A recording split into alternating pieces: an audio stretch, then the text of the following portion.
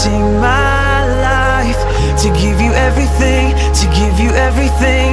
I'm lifting my hands, I'm lifting my heart, I'm lifting my life to give you everything, to give you everything.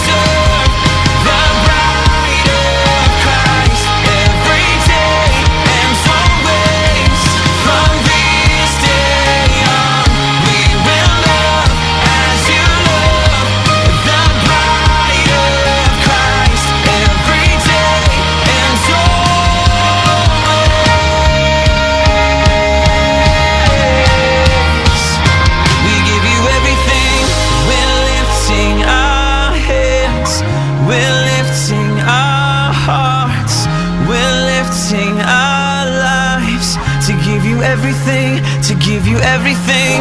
We're lifting our hands, we're lifting our hearts, we're lifting our lives to give you everything, to give you everything. We're lifting our hands, we're lifting our hearts, we're lifting our lives to give you everything, to give you everything. We're lifting our hands, we're lifting our hearts, we're lifting our lives to give you everything, to give you everything.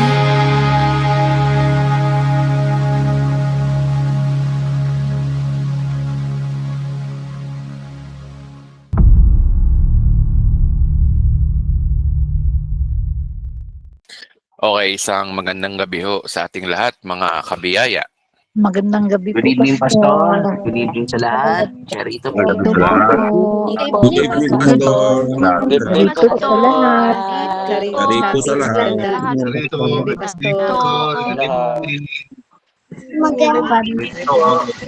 Magandang gabi po, Pastor Edwin. Ay, hindi yan. Good evening I po, love you. Pastor. Karito sa lahat. Yan. I love you, Pastor Edwin. Okay, so magandang gabi ho sa ating lahat. Luzon, Visayas, Mindanao. Naku, lagi na lang ako may... Alam nyo ba yung dalawa yung headset namin dito eh. Isa kay Kambing, isa sa akin. Lagi na lang sumisingit tong Kambing na to. Ay mga kapatid, ganun talaga ang buhay, no? Merong oras talaga na kailangan may kontrabida, may bida. Jesus. Okay, kagigising ko lang. Puyat po tayo, no? Kung napapansin kanina yung mga taga-Nabotas kanina, kita nila, no? Laki ng eyebag ko. Para akong sinapak ni Pacquiao, no? Pero okay lang naman. Kasi ang sarap maglingkod sa Panginoon ng punong-puno ka ng kapayapaan ng pag-iisip. Yan. Dali lang may papakita ko sa inyo. Okay, so magandang gabi po sa ating lahat, Luzon, Visayas at Mindanao, pati ang mga kapatid ko na nasa ibang bansa, no? Maraming salamat po sa mga umaten ngayong gabi.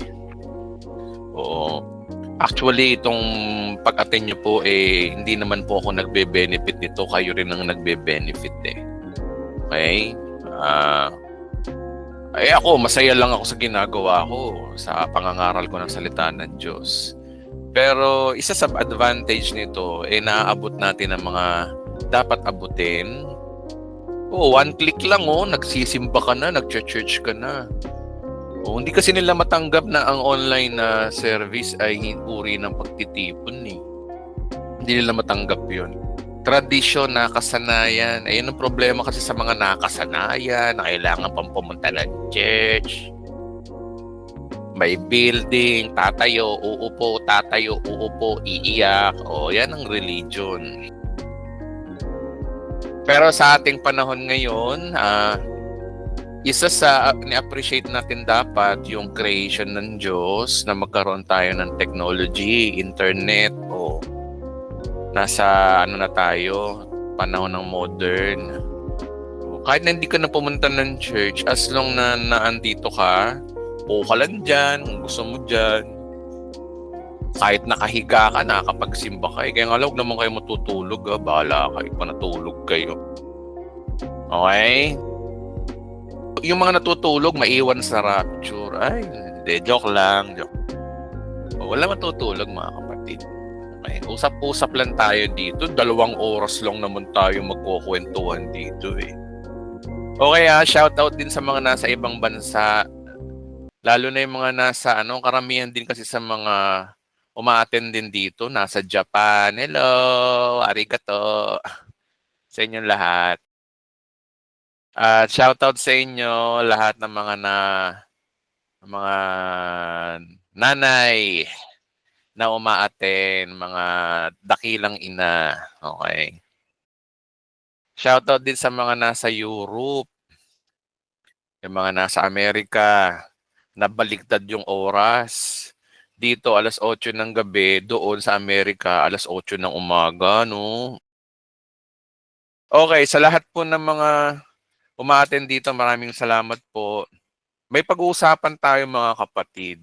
Alam nyo ba yung mga gantong usapan cool lang. May mga payapa lang, payapang usapan. Ay, mag-pray nga tayo. Baka sabihin nila, hindi tayo nagpipray. Alam nyo, nachichismis sa mga taga-Full Grace, hindi raw nagpipray. Mag-pray tayo, mga kapatid. Sige, pray tayo. Sige, Lord, salamat. I declare na maging blessing ang message na ito para sa lahat ng mga nakikinig at sa lahat po, Panginoon, ng mga uma-attend dito sa Google Meet. Salamat po sa technology. Salamat po at kahit na malalayo kami sa isa't isa, pinalapit mo kami, Panginoon, ng teknolohiya, Panginoon. At maraming salamat po, Panginoon, patuloy sa iyong mga ginawa sa krus ng Kalbaryong hindi namin malilimutan, Panginoon. Hindi po namin malilimutan yung tinapos mo sa krus ng Kalbaryo, Panginoon. Kung hindi mo ginawa yun, Lord, wala kami, Panginoon. Wala kaming pag-asa. Pero binigyan mo kami ng pag-asa, Panginoon, nung nag-volunteer ka, na isuko mo ang iyong buhay para sa amin. Dahilan kung ba't kami pinatawad, naligtas, pinagpalat, pinaburan, pinagaling sa lahat ng aming mga sakit at karamdaman. Maraming salamat po, Panginoon. Salamat po na marami. Sa pangalan ni Jesus, Amen. Okay, salamat po. Palakpakan naman natin si Lord. Ayun. Sino tong I love you? Ay, Jesus. Kung ano yung mga nababasa ko sa comment, may I love. Huwag na nga yan. Okay, so lahat po ay pumalakpak sa Panginoon kasi naging mabuti yung Diyos sa atin. Dito man lamang pasalamat tayo. No? Sorry, Pastor, absent po. Wala yun. Hindi ka nagkakasala, kapatid. No? Okay. Okay, so mga kapatid, mga kabiyaya, meron pong serious matter ang nangyayari sa bansa ngayon At sa mundo ng social media, di kasi talaga natin maiwasan na minsan no, may mga post na nakakainis, hindi natin maiwasan talaga na minsan gusto mong patulan, alam mo yun? Di talaga maiwasan. Mga kapatid, naiintindihan ko kayo. At bago ang lahat, ito po yung topic natin eh. Oh, bakit ganyan ang topic mo, Edwin? Bakit ano, Street Fighter ba 'yan? Hindi, hindi. Ito ang pamagat to, pakikipaglaban or freedom of speech or peace of mind. Ano pinipili niyo rito? Ikaw ang pipiliin ko. Ay, Diyos ko. Sino ba ang pipiliin natin? Kasi ang katwiran ng iba, pastor, wala namang masama na mag-post sa social media kasi freedom of speech tayo. Freedom of speech daw. O ano pipiliin nyo? Or wag na lang mag-comment, wag na lang mag-post, magsasanhi ng peace of mind. O, alam naman natin ang sagot, pero in reality, minsan hindi naman ganun eh. Alam natin na mag-create lang ng peace of mind kung hindi ka magre-react. Pero minsan, na pumapatol din tayo. Hindi maiwasan yun. Tao lang tayo mga kapatid, no? Okay, so maganda siguro magbasa-basa tayo ng mga comment ko dito sa Facebook. Meron na tayong mga ano niyan eh. Guys, tinan nyo, no? Isa sa post ko dito, no, may pinost ako dito. Ewan ko kung may nagkambing-kambing dito, pero I don't care. Basta ako, nagsasalita ako ng tama bilang pastor. Trabaho ko o it's my responsibility na i-guide kayo ng maayos na pamumuhay, lalo na sa panahon ng kaguluhan. Ano pa silbi ko? Di bale sana kung vlogger lang ako eh. Kaso mga kapatid, tinawag din ako ng Panginoon. Pero ito na nga, bilang pastor, di ko maiwasan mga kapatid na magpayo lang sa inyo. Kasi alam nyo, una, pinakita ko muna isang katotohanan na sabi ko dito, no, hindi talaga uunlad ang bansa natin hanggat may nag-aaway ang politiko at nag-aaway ang political supporter. Mga kapatid, ang gulo ng Pilipinas ngayon, sa totoo lang. At ang dahilan po niyan, walang ginawa kundi mga politiko natin. Ever since pa lang, noon pa, hindi lang ngayon, noon pa. Diyos ko. Naku po, ang Pilipinas, only in the Philippines na ang mga leader ay laging nag-aaway. Pero tingnan niyo yung mga ibang bansa, nakakaingit sila, lalo na ang bansang Hapon, Japan. Oh, sila, nagkakaisa talaga sila tungo sa kaunlaran eh.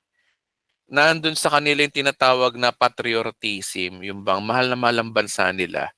Kaya alang-alang lang sa pagmamahal nila sa bansa, sila nagkakaisa talaga sila eh.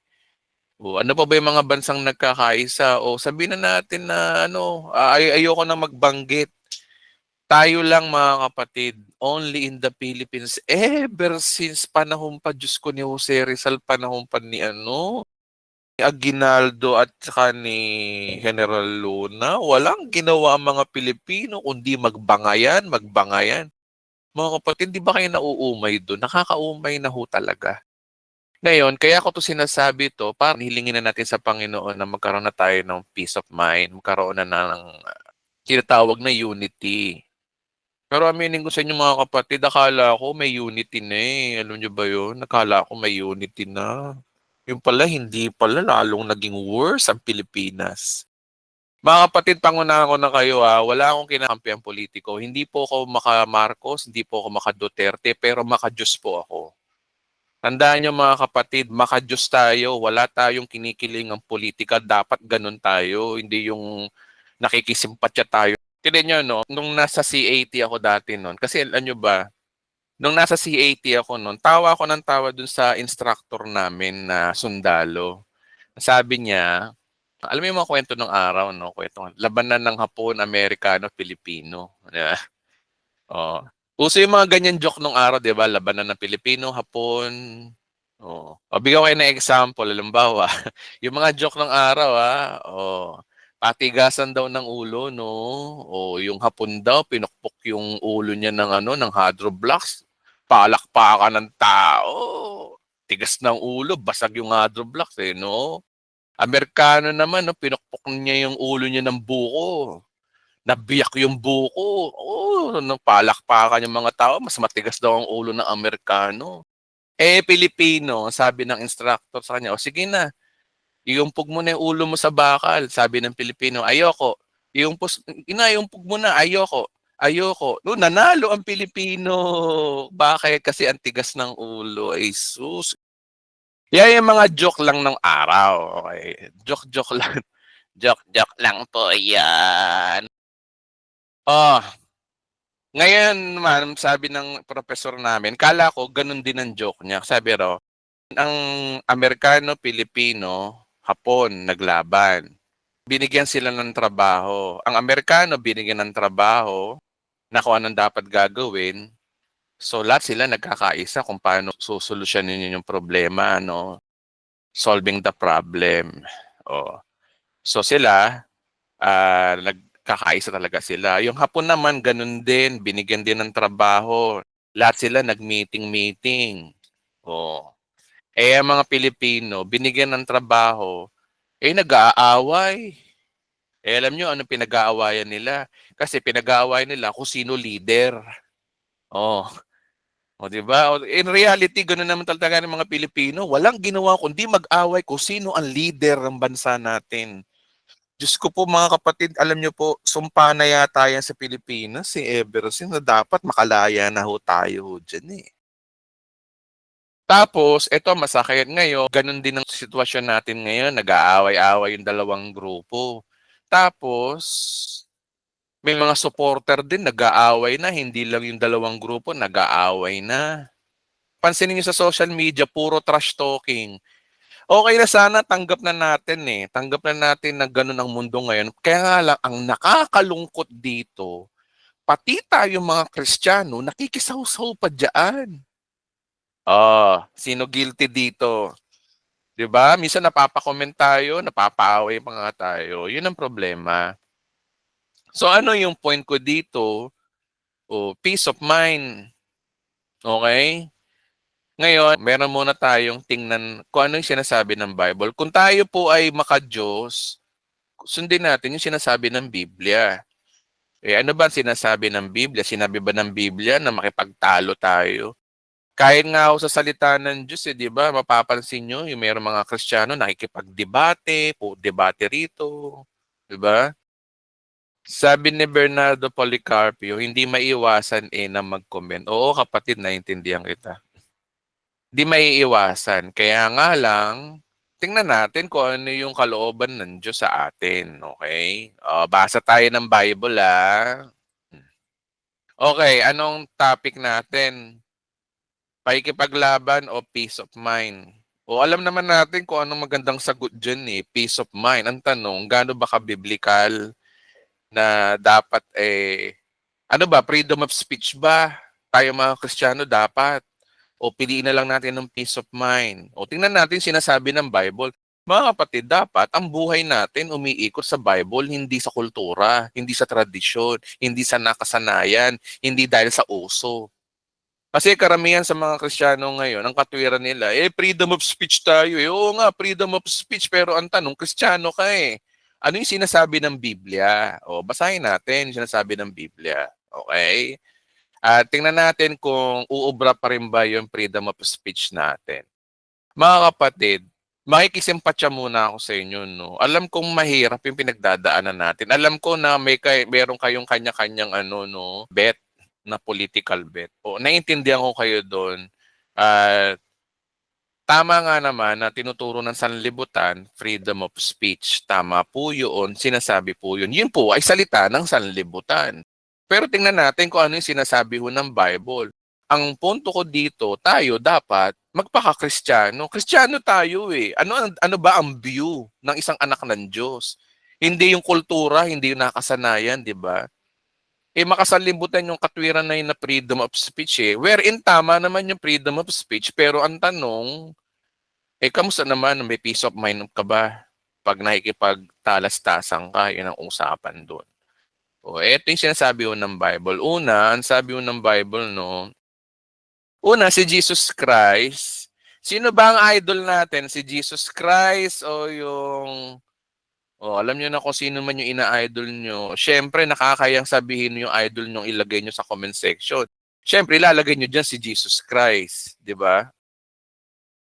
Okay? O, lahat naman tayo idol si Jesus Christ, lahat tayo tagasunod ni Kristo. Sige nga, type niyo nga sa diyan sa comment section. Sino idol mo? Oh, oh. Tama kayo. Uy, yung makapangyarihan yung sinasabi natin, ha? Kung ano yung sinabi mo, kung anong tinype mo, yun ang mangyayari sa'yo. Kung si Jesus ang maghahari sa buhay mo, si Jesus ang maghahari sa buhay mo. 'Di ba? Pero kung tao ang maghahari sa buhay mo, eh talagang tao maghahari sa buhay mo. Oh. Okay, so nagkasundo na tayo mga kapatid. Salamat sa inyong pag-type. Jesus Christ. So kanino tayo dapat kikiling ngayon?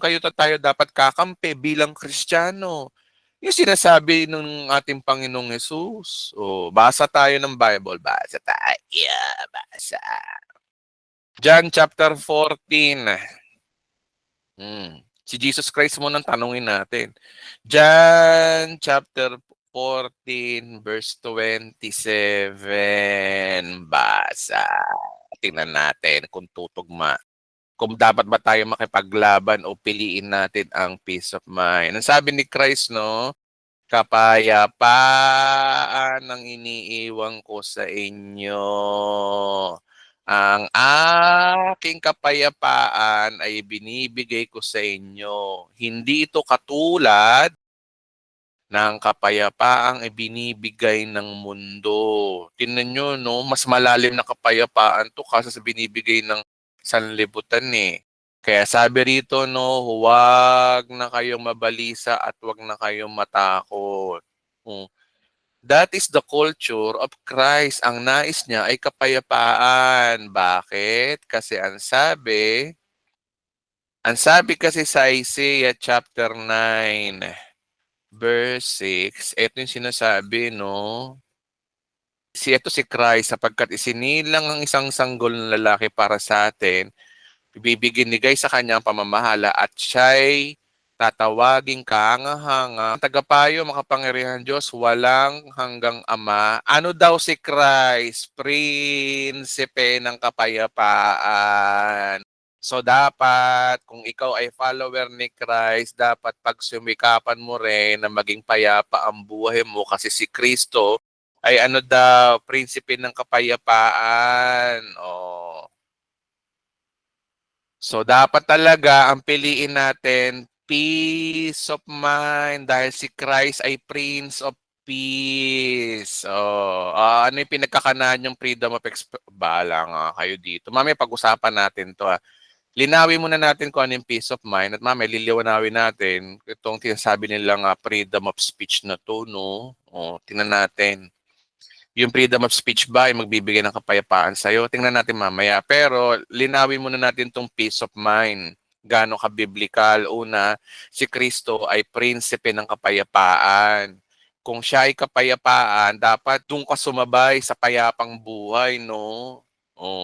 Isa pa, Galatians chapter 5, verse 5:22. Alam natin to, fruits of the Holy Spirit, and one of the fruits of the Holy Spirit is peace. Ang totoong Kristiyano daw, nagbubunga daw ng kapayapaan. Sabi dito, subalit ang bunga ng Espiritu ay una, pag-ibig, kagalakan, kapayapaan, isa sa prutas ng banal na Espiritu. Kung ang buhay mo punong-puno ng kaguluhan, ibig sabihin you are not aligning what should be a Christian is. 'Di ba? Kung ang lagi mong pinipili puro kaguluhan, sabi nga dito kung kambing ka, magulo buhay mo. Tama, kung puro ka pakikipagtalo, pakikipagtalastasan, kesyo ganto, kesyo ganyan, tama, ito yung katotohanan. Bakit ang tanong, gaano ba natin nalalaman ng katotohanan? Puro tayo katotohanan, pakikipaglaban, freedom of speech. Tapos ang resulta nun, babalikan ka ng mga kausap mo, titatrash to ka rin, mumurahin ka rin, gaganti ka na. Anong kapayapaan meron dun? Okay? So mga kapatid, ang topic natin ngayon sa social media, anong pipiliin natin? Peace of mind o pakikipaglaban? No, sige, tingnan pa natin. Una, sabi rito, no, kapayapaan ang bunga ng banal na spirito eh. Sino naglalaro ng ML dito? Oh, di ba? So, ano nangyayari? Trash talking. Ang tanong, maibigin ka ba sa kapayapaan? No? Ano pa sabi ni Chris? Tinuturo ng Christianity, 2 Thessalonians chapter 3. Mga kapatid, sa totoo lang, buhay Kristiyano na itong tinuturo ko sa inyo. Nag-level up na tayo. Siguro na napag-aralan na natin ang salvation, bagamat masarap pag-aralan ng salvation, pero ito mga kapatid, buhay Kristiyano na to eh. Ito ay tapos na, ligtas na tayo, no? Naligtas na tayo, pinatawad na tayo, pinaging banal na tayo. Ano pa ba? Tayo ay charito na, naandun na tayo. Pero ngayong nasa iyo na yung tinapos na gawa ni Kristo, ano gagawin mo? Yun yung sinasabi sa Bible na work out your salvation. Ligtas ka na, gumawa ka na mabuti. Nandun yung natin, timeline natin na eto, ginagawa natin to hindi para maligtas. Ginagawa natin to para tayo magkaroon ng payapang buhay. Okay? Okay, sige. Second Thessalonians chapter 3, verse 16. Ito pa sabi ni Pablo, no? Ang Panginoon ang pinagmumulan ng kapayapaan, ang siya nawang magkaloob sa inyo ng kapayapaan sa lahat ng paraan at pagkakataon. Naway sumainyong lahat ang Panginoon. Yun ang wish ni Pablo na magkaroon tayo ng kapayapaan ng buhay. Oh. At isa nga sa kapayapaan, syempre, ang kapayapaan mararamdaman yan ng ating isip. Peace of mind.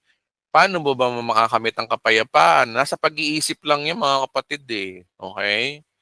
Oh. Alam nyo no mga kapatid, siguro ito nakaka-relate yung iba rito ng mga kaidaran ko ng mula. Yung mga kaidaran ko mga 16 years old pataas. No? Sinungaling ka, pastor. Hindi, joke lang. Okay mga kapatid, yung mga kaidaran ko na hindi 16. Okay, mga kaidaran kong malapit na mag-50. Ay, sus! Pastor, sinungaling ka, pastor. Huwag ka magsinungaling. Oh, yan na. Inaakusahan ako ng kambing dito. Yan ang trabaho niyan eh. Okay, so, yung mga nakakaidaran ko rito, no, pag pala tumatanda ka na, no, hindi ka na yung kagaya ng dati na gustong-gusto mo lagi may patunayan, gustong-gusto mo lagi maging mayabang, gusto mo lagi dapat ikaw ang bida. Darating pala yung oras na mas gugustuhin mo lang ng payapang buhay kasi dun sa makikipag-away ka, makikipagtalo ka, patol dito, patol doon, no? Oh, natututo ka ng manahimik. Oh, that is a sign of maturity. Yung mga kabataan ngayon, ano ba yung mga kabataan ngayon? Grupo tayo o yung mga millennial tsaka mga Gen Z, no? O. Karamihan sa mga yan gusto pakikipaglaban, no? Gusto lagi pakikipagdebate. Meron akong nakaka-chat na pastor siya eh. Palibhasa kabataan, gusto debate. Diyos ko. Alam mo yung mga ganyan, naiintindihan ko yung mga ganyang kabataan kasi naranasan din naman natin yan eh. Kasi the reason why we are fighting for nothing, gusto natin may patunayan, kasi nga wala pa tayong napapatunayan sa mundo. Gusto natin maiangat ang sarili natin. Sa madaling salita mga kapatid, yabang lang po yan eh. Yung meron kang gustong patunayan sa buhay. At yung mga mayayabang talaga, kadalasan sa mga mayayabang, di naman lahat, no? Ang mga mayayabang mo talaga, meron lang silang gusto nilang pagtakpan ng kanilang insecurity. Actually, yung mga mayayabang talaga, yun talaga yung mga weak person. Meron lang siyang gustong patunayan para nang sa ganun, masabi ng iba na ako hindi ako mahina, ako'y malakas. Di ba? Mga kapatid, o kabataan ngayon, mga kapatid, aaminin natin, nung kabataan natin, ganyan din naman tayo eh. Sabi kasi ito ni Samantha, no? Sabi niya, ang mga kabataan ngayon, ibang-iba na sa mga kabataan ng pastor. Totoo po yun. Kasi kahit nung panahon natin, yun din ang sinasabi ng mga matatanda sa atin. Ang kabataan noon, ikaw iba ng kabataan ngayon. Kasi nga, ang totoo niya mga kapatid, pag sa stage ng kabataan talaga, from 20 years old hanggang siguro mga 35, no? Range of 35. Di talaga maiiwasan na meron kang gusto mo ng patunayan talaga. Oo. O, di ba? Sa pagdadrive nga lang ng motor eh. O, magdadrive ka ng sasakyan. Karamihan sa mga kamoting driver, yung gusto ng karera, yun yung mga kabataan talaga. Gusto lagi sila yung nauuna, mabilis. Pero pag pala tumatanda ka na, no, nasa edad ka na ng mga nasa 40 pataas, unti-unti no nalilis na yung yabang, unti-unti nang nare-realize mo na wala, nonsense yung meron ka pang patunayan. Gusto mo na naman payapang buhay, no.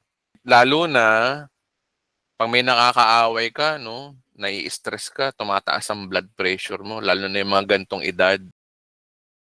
So, what's the case? Ang case kasi dito, doon tayo sa sinasabi ng Bible. Hindi naman sa edad yan eh. Kahit kabataan, matuto na tayo magpakumbaba.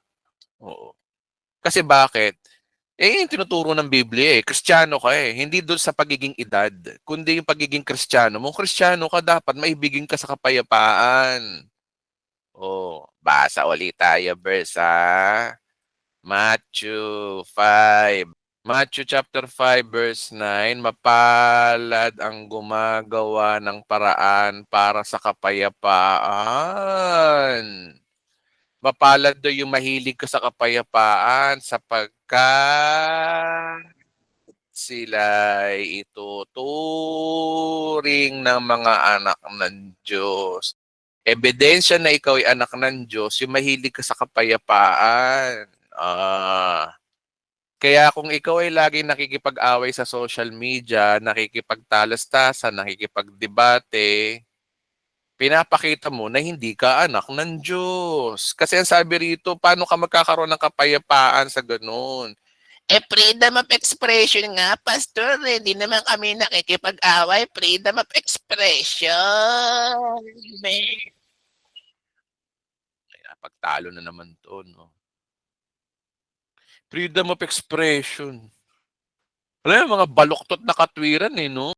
Palibasa mga kabataan kasi, mga isip. Isip bata pa kasi gusto lagi may mga palusot. Pero ang totoo nun, payapa ka ba? May nakakaaway ka eh. Lalo na ngayon mga kapatid, sa panahon natin ngayon, mga kapatid, mapapaaway lang kayo, kaya maganda siguro. Manahimik na lang tayo. At sinuturo ng Biblia na ano daw, mapalad ang gumagawa ng paraan para sa kapayapaan sapagkat sila ituturing na anak ng Diyos. Sino may sabi? Si Jesus na may sabi. Panahon to ng mga Hudyo. Oo, sa Hudyo to. Pero ito ay idea ng Diyos. Ugali ng Diyos na kapag ikaw ay mahilig sa kapayapaan, ang tingin niya sa iyo ay anak ng Diyos. Wala tayong magagawa dun. Siya may sabi nito eh.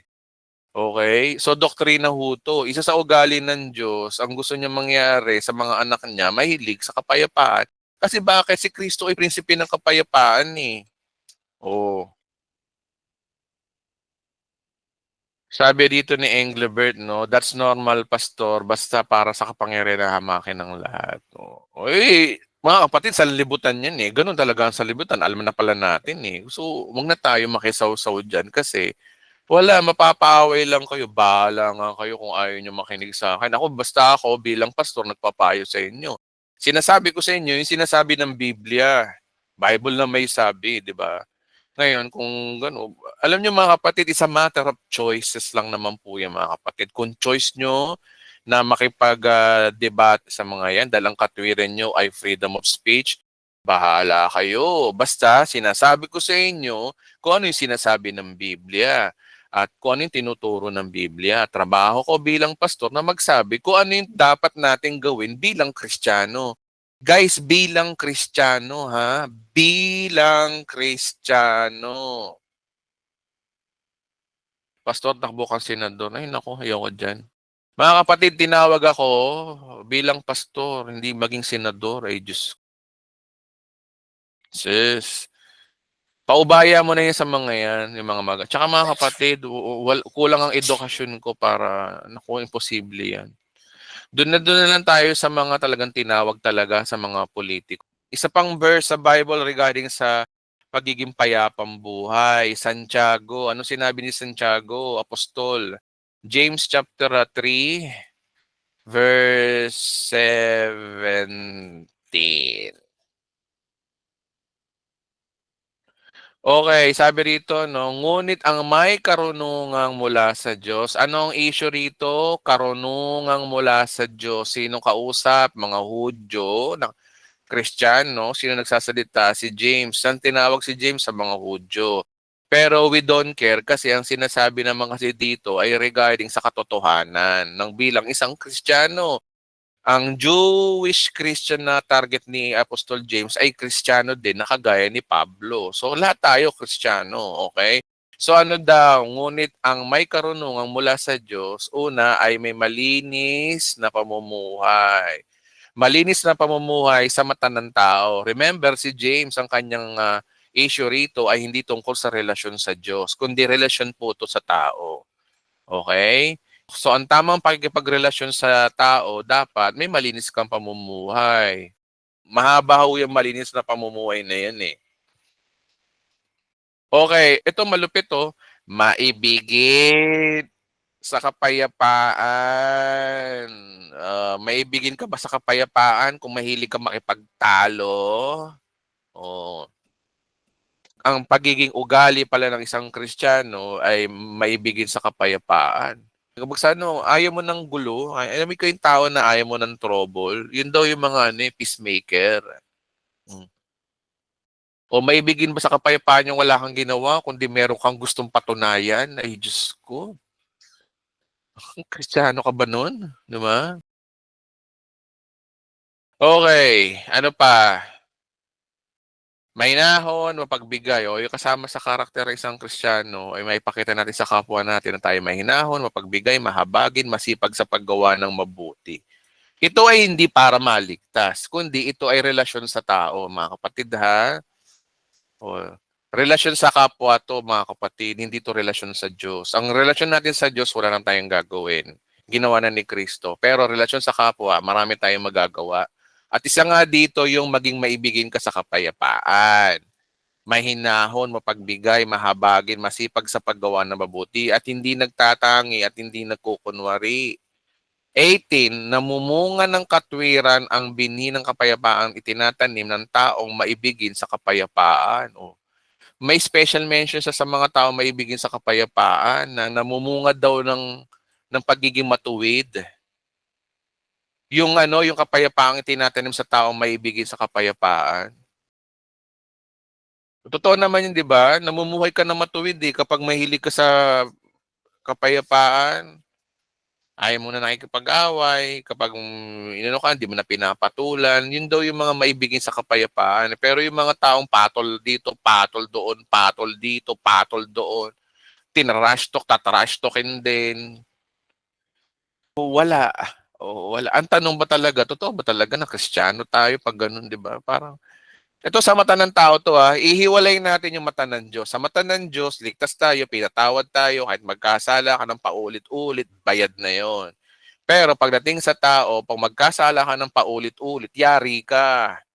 If you play with fire, you will get burned. At isa nga dito, para masunog ka, yung hindi ka mahilig sa kapayapaan. Gusto mo lagi pakikipagtalo. Gusto mo lagi meron kang say, may nasasabi ka lagi.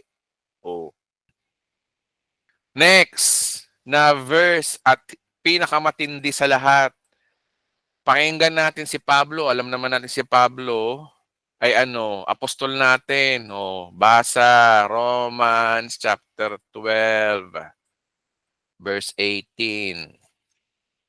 Ang sabi rito ni Pablo, payo niya sa atin, hanggat maaari makisama kayo ng mapayapa sa lahat ng tao. Sabi ni Pablo, bilang Kristiyano, ang tinuturo sa atin ni Apostol Pablo, where ito naman yung sinishare ko sa inyo, na makisama kayo ng mapayapa sa lahat ng tao. Bible na may sabi. No, ako ba may sabi niyan? Hindi naman ako may sabi niyan eh. Edwin, tinuturuan mo kami na na hindi tayo mag-express ng freedom of expression. Tinuturuan mo kami, hindi tayo dapat demokrasya, dapat tayo. Sige, bahala ka sa buhay mo. May pag-away ka na. O, bahala kayo. Kung gusto niyo may pag-away, bahala kayo. Basta kami, buhay namin. Gusto namin ng kapayapaan na pag-iisip. Hindi malalait ang aming pagiging Kristiyano. Sa mata ng tao, matuwid kami. O. Kung ayaw mo, gusto mong pakikipaglaban, bahala ka.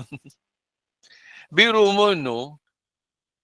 Ang mga tao, mga politiko talaga, ngayon magkakampi, bukas magkaaway, magkakampi. Pabago-bago ang politika. Ngayon, kakampihan mo, bukas kalaban mo. Wala kang standard. Ang mangyayari sa iyo noon, maiiwan ka. Oh. Pag nanalo yung politikong pinagtatanggol mo, hindi ka naman kilala ng tao eh.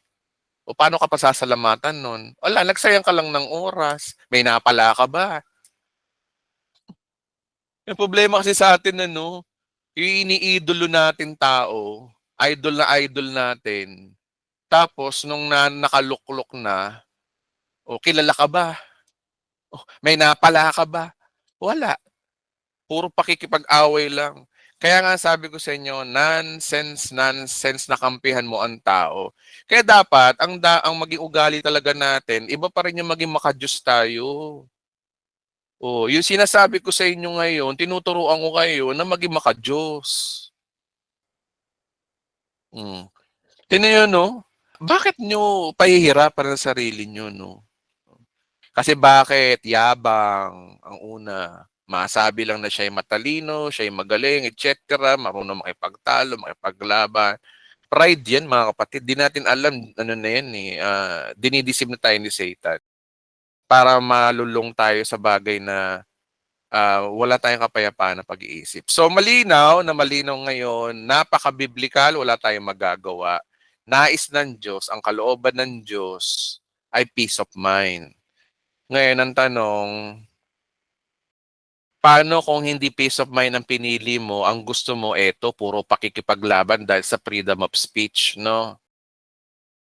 O dito tayo papasok dun sa mga payo-payo. Maganda siguro mga kapatid, pakinggan natin yung yung payo ni Bishop Emmy. Shoutout po Bishop Emmy, reaction video lang po kami sa inyong nai-post. Hindi ako nakapagpaalam sa inyo kanina. Pero I will do my best na ibigay po yung mensahe po sa mga kabiyaya. Okay. Basahin po natin May pinost po si Bishop Emmy, hindi ako Hindi ako nag-post nito Okay, ito maganda kay Bishop. Mas na, niya, tinukoy niya yung pangalan ng tao. Pero basahin niyo na lang. Sabi rito, ang pamagat po ni Bishop Emmy dito, pinost niya to noong March 12, 2:44 p.m. Sa Emmanuel Ministry page. Sabi rito, ang pamagat po ni Bishop Emmy dito ay kalma lang po. Kalma lang daw tayo, mga kapatid. Okay, sabi rito, pamagat po ni Bishop Emmy dito ay kalma lang po. Okay.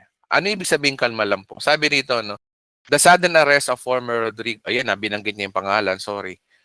Known as Tatay Digong to his followers, this sparked mixed reaction from the public of some in favor. Maganda siguro kung, kung Tagalogin na lang natin. Okay, sabi dito, the sudden arrest of former, sige, basahin ko ng Tagalog. Ang biglaang pag-aresto sa dating Pangulong Rodrigo Duterte, nakilala natin bilang Tatay Digong, nakilala na at sa kanyang tagasunod ay nagdulot ng ibang reaksyon mula sa publiko, ay pabor, habang ang iba ay hindi. Okay. Which they are not.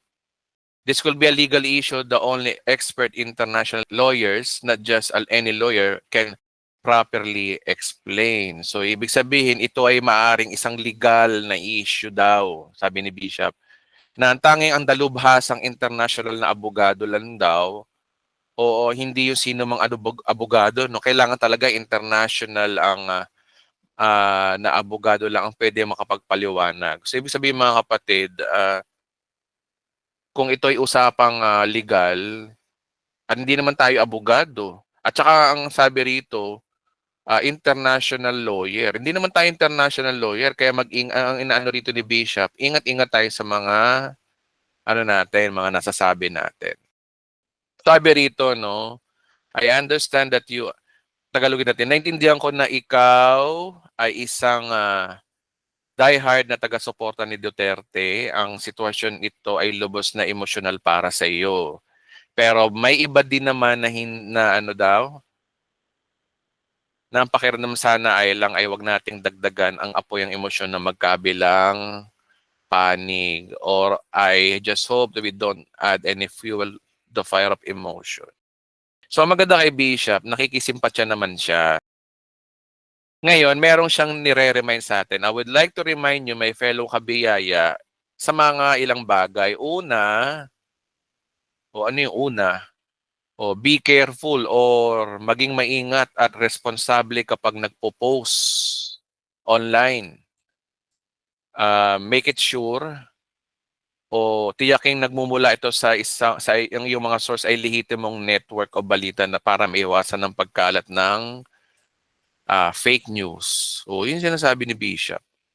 So, ibig sabihin mga kapatid, bago tayo mag-post, make it sure na hindi fake news. Dapat legitimate talaga. Yung pangalawa, while you have a freedom of expression in your opinion, yun, naintindihan naman ni Bishop na bagamat meron tayong kalayaan na ipahayag ang opinion, tandaan na ang kalayaan sa pagsasalita ay hindi ganap, ito ay may limitasyon. Ito. Okay. Iwasan ang mga seditious na pananalita laban sa isang lehitimong pamahalaan.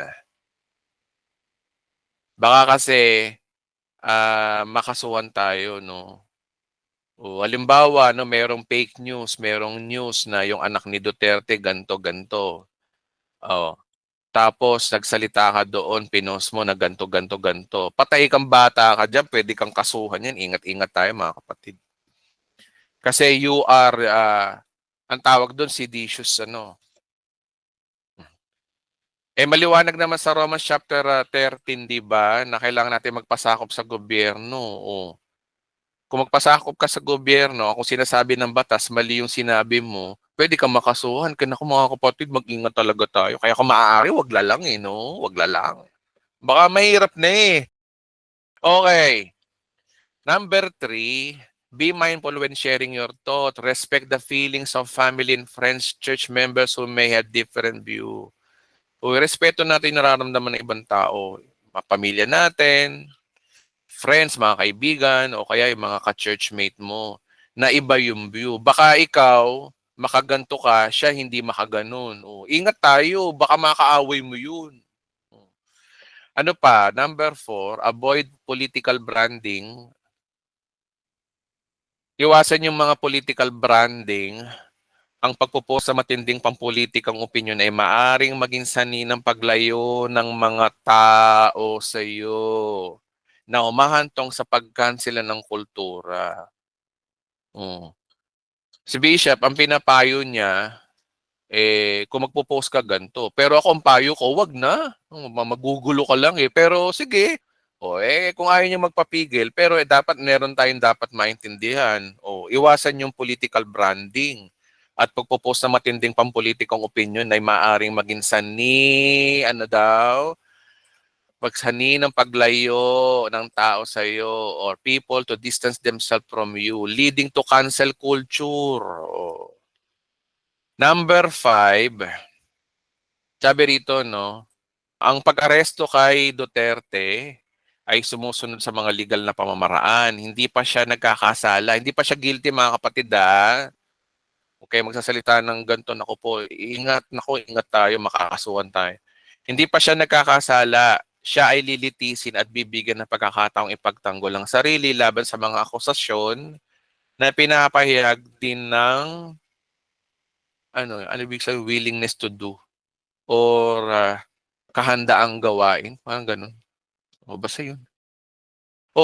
Hindi pa siya guilty, mga kapatid. Lilitisin pa siya. Kaya ingat din tayo doon sa mga sinasabi na, ay, makukulong si Gatay. Ingat ka dyan. Sige, yari ka. Number 6, refrain from commenting on legal matters. Okay? Such as the ICC, Interpol, and Supreme Court issues unless you have a proper knowledge. Huwag ka na mag-comment dyan. Hindi ka naman ICC. Ang problema kasi sa mga nagko-comment dito, no, mga piling abogado, no, daming alam, no? Kala nila alam yung batas eh. Hindi nga dapat, sabi ni Bishop, wag na. Oh, wag nang piling lawyer. Sa bagay, marami mga Kristiyano, ganyan eh, no? Kahit nga lang usaping religion eh, pag nagko-comment, piling mga bishop eh, piling mga, ano, mga Bible scholar, yung mga iba sa mga nagko-comment. Oh, ayun ang problema sa ating mga Pilipino eh, no? Ano tayo, yung bang pabida-bida, bida-bida yung naging problema. Number 7, respect both sides. Recognize the rights of former president, also rights of those who claim the victim of EJK, if there's any, kung meron man. Okay. Okay, so, ayoko na basahin yung iba mga kapatid, no? Kasi ayoko nagbabanggit ng pangalan ng tao. So, in political issues like this fall under this disputable matter, the poll remind us, pinalalahanan tayo ni Pablo, Romans 14 verse 1. Ano siya sabi ni Pablo? Romans chapter 14 verse 1. Tanggapin ninyo ng mahihina sa pananampalataya, huwag hatulan ng kanilang pananampalataya. Oh, yun, considerate others. Hindi lahat kagaya natin, hindi lahat kasinlalim natin, hindi lahat kasintalino natin. Unawain natin yung opinion ng iba. Pero kung ako sa inyo, wag na kayong magsalita, tahimik, 'di ba? At sinabi rin sa Romans chapter 14 verse 22 na binabanggit din ni Bishop Emmy, ikaw lamang ng Diyos ang dapat nakakalam ng mga bagay na paniniwala. Oh, tingnan niyo, no? Ikaw lamang at ang Diyos ang dapat makaalam ng iyong paniniwala tungkol sa mga bagay na ito. Mapalad ang taong hindi sinusumbatan ng kanyang buddhi sapagkat ginagawa niya ang mga bagay na pininiwalaan ng tama. O, nauuwi pa rin to dun sa iba yung opinion mo, iba yung opinion mo. Kaya mabuti lang siguro, no, huwag ka na lang mag-comment. Ano ang goal pa rin natin? Ayan, kasi nga ang topic natin, peace of mind. Kasi yung sobrang freedom of speech na to, sino ba may sabi nito? Wala naman sinasabi ang Bible na freedom of speech eh. Sabi lang ho ng tao ho yan eh. Kultura lang ho ng tao. Wherein maganda rin naman, kaya nga lang applicable lang to sa mga demokrasyang bansang kagaya natin. Kaya nga lang, tandaan po natin, kapag sumobra ang demokrasya natin, minsan naaabuso yung demokrasya, nauwi lang. So, saan tayo lulugar? Eh di mas piliin na lang natin to. Magkaroon tayo ng peace of mind kung tayo magsasalita ng kung ano-ano. Kung ako sa inyo mga kapatid, instead na makialam tayo sa politika, mag-Netflix na lang kayo, o kaya mag-rides kayo, labas kayo, kain na lang, 'di ba? O mag-church, bahala kayo. Mag-Mobile Legend kayo, maglaro kayo online, o ano ba, mga magagandang bagay, no? Ako, kagayang ginagawa ko, nilalaro ko yung mga robot ko rito, nilalaro ko, pinag-aaway-away ko tong mga robot ko, mahabang uso ko rito, eh. O, yung kambing, naglalaro ng robot yan, no? Mga kapatid, ang sarap mabuhay ng payapa, ang sarap talaga. Mabuhay ka na may peace of mind, mabuhay ka ng, alam mo ba yun, nung wala kang nakakaaway. Kasi tingnan mo, no, pag nakikipag-trash talkan ka o nakikipag-away ka, aabangan mo yung ano eh. Halimbawa, nag-chat ka, no, nag-chat ka. Tapos, wala ka ng peace of mind nun kasi iniantay mo yung reply niya, no. Oh. Pag inaantay mo yun, mga ilang oras, di pa nagre-reply. O ano nangyayari sa'yo? Nasasayang ang oras mo. Wala kang kapayapaan ng pag-iisip kasi inaantay mo. Tapos pag nag-reply, masakit yung sinabi. Napahiya ka ngayon. O ano mangyayari sa susunod? Magre-reply ka naman. Hindi po ganyan. Ganito ko ganyan, ganyan, ganyan. Tapos meron din man magkakampi sa'yo. O di lalakas ang loob mo. Ayun na, keyboard warrior na kayo. O ano ang resulta sa'yo? Peace of mind ka ba? Kasi nag-aantay ka ng reply ng kaaway mo eh. O. Tapos bandang muli, buburay mo yung message mo. Tapos mawala ka na ng peace of mind. Ay, ba't ko ba binura yun? Ay, balikan ko nga uli. O ano? Ano nangyari sa'yo? Nasasayang yung oras mo. Imbis na, tapos ikaw naman, habang nag-aantay ka ng reply, kumakabog yung dibdib mo, no? Tumataas yung BP mo. O. O, ano? Yan ba sinasabi niyong freedom of expression na sinasabi niyo na nagsasanilang sa inyo ng kaguluhan ng iisip? Oh, 'di ba? Oh, so ano magandang solusyon? Alam niyo magandang solusyon, manahimik na lang tayo mga kapatid. Sarap mabuhay. Kasi mga kapatid, ipagpasa Diyos na lang natin yung problema niya yan. Kasi nga, wala tayong control dyan sa politika eh. Wala tayong control dyan. Ang tanging solusyon po dyan, ang ating Panginoon Diyos pa rin, hindi ikaw. Hindi yung pag-spread mo ng katwiran, debate rito, pakikipagtalo dito. Nanananga ka sa sarili mong karunungan, tinatrabaho mo yung trabaho ng Diyos. Eh kung sa tingin mo, yung kinakampihan mong politiko, dihado ngayon, nababash ngayon, mag-antay ka, panalangin mo. Lalabas din ang katotohanan. Pero sa ngayon, wala ka na magagawa dyan. Makikipagtalo ka dyan, sasalubong ka sa sanlibutan. Ang sanlibutan ngayon, punong-puno ngayon talaga ng galit, puot, paghinagpis. Yan ang sanlibutan eh. Tapos nakikigalit ka rin. Di ba, mga kapatid? Sayang ka lang ng oras. Okay, balik tayo sa mga post ko. Kaya nga sabi ko rito mga kabiyaya, sana wag na tayo makisawsaw sa awayang politika ngayon, sa napopost dito sa social media. Kasi tinan nyo, no, mababash at mababash lang kayo. Mababash lang kayo. Hindi lang usapang politiko, pati religion. Oo na. Kasi basher talaga mga kapatid. Kaya tingnan yung resulta, sabi ko nga rito, na mag-asawa, magkakaibigan, magkakamag-anak, magka-churchmate, nasisira ang relasyon eh. Dahil lamang sa awayan ng dalawang politiko na to, ang babaw ho talaga mga kapatid. Walang patutunguhan eh. Kaya yung mga Pilipino, no, walang katapusang awayan kasi yung mga citizens, away din ng away din. Nag-aaway yung dalawang leader, dalawang politiko, tapos kampi-kampi. Tapos namamalayan na lang natin yung mga sundalo ng China, nilulusob na tayo. Hindi ba kayo natatakot sa ginagawa natin? Minsan tingin din tayo eh. Kagaya ngayon, ayoko na rin magbanggit sa China na yan. Baka mabash na naman ako dyan. Iba rito. Baka Marcos ka. Gaganunin naman ako. Bala kayo. Guys, peace of mind ang tinuturo ko ho dito. Paano nga kung loobin ng Diyos yun, ano, habang nag-aaway tayo mga Pilipino, may taga-ibang bansang lusubin tayo. Kasi hati-hati tayo mga Pilipino eh. Ganun na nangyari sa Korea eh. Ayun sa Korea, ano nanonood ng Jumong dito? O di ba yung mga ano ba 'yon? Yung mamamayan ng Choson, napakatibay ng Choson na 'yon. Kahit yung mga Han, hindi sila nilulusob, laging panalo.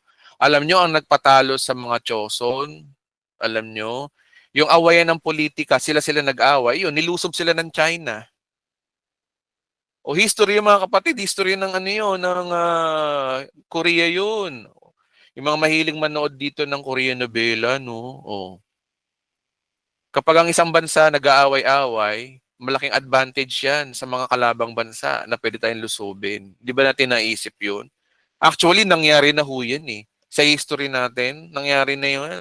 Panahon ni General Luna at na Aguinaldo, walang ginawa itong dalawang itong mag-away na mag-away. O, hindi na nangyari sa atin. Nilusob tayo ng mga Amerikano.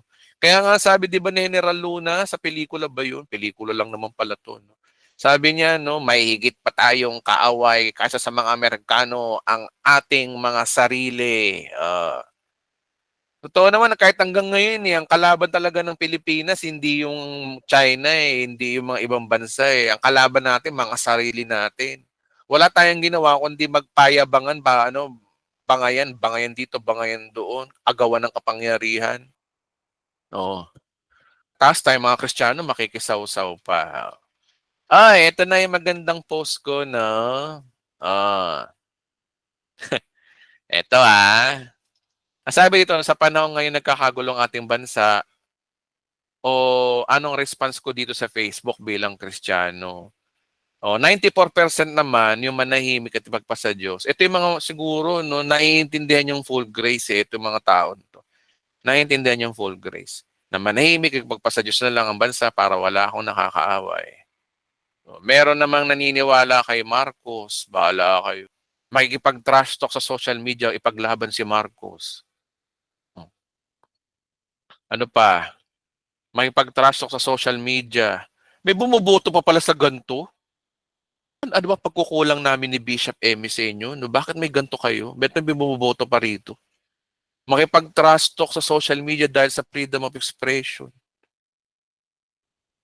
Pero 90% ang nakalagay dito ay gusto nila ng peace of mind. Okay, I'm not judging for those people. Kaya nga lang, no, expect ko 100% to, pero meron pa palang bumoto dito. Okay, bala kayo. Basta kami, hindi kami nagkulang ng pangangaral, ng salita ng Diyos. Wala siguro kami pagkukulang doon, mga kapatid. Ano pa ba yung mga naipos ko dito? Okay, okay na to. So, ano ang big idea, mga kapatid? Ang big idea dito, kapag na kay Kristo ka, dapat maibigin ka sa kapayapaan. Okay? For those who are Christians, they love peace of mind because Jesus is the Prince of Peace. Okay.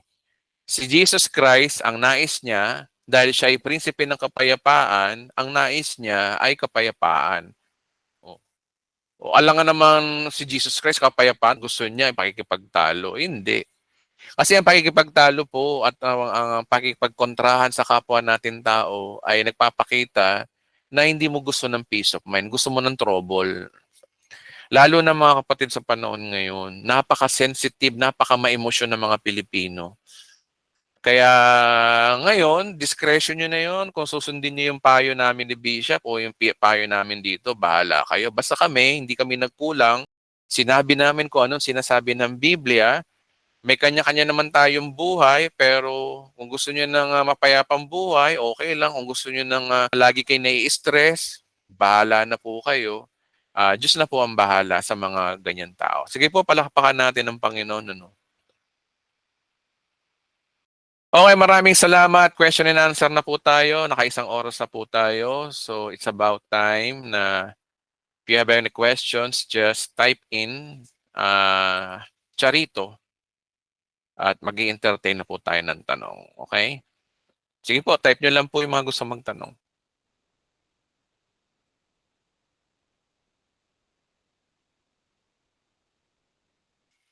Okay, balik tayo, no. Sabi kasi rito ni si Chris Oro nakipagdebate. Mga kapatid, pag sinabing debate, ikaw yung nangunguna. Si Kristo, hindi siya nakikipagdebate.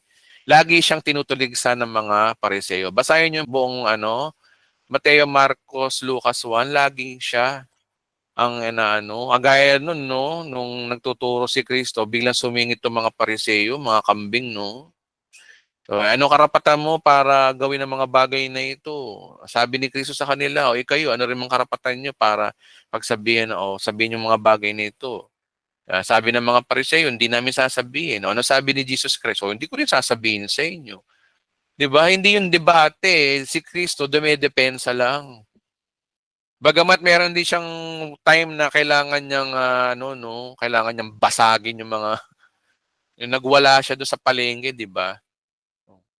Sinabi niya, ang bahay ng aking ama ay bahay ng panalanginan. House of prayer. Taga-Englishin ko lang. Hindi to palengke. Okay, so ano pa ba? Ang MCGI nagsasabi po niyan. Wala sa Bible. Wala kayong makikita sa Bible na tinuruan tayo na makipagdebate. Wala. Okay. Si Pablo, kaya nakipagtuligsaan doon, it doesn't mean na tayo ay ganun din. Ano ba nung panahon na yun? Nung panahon na yun, wala pang Christianity masyado.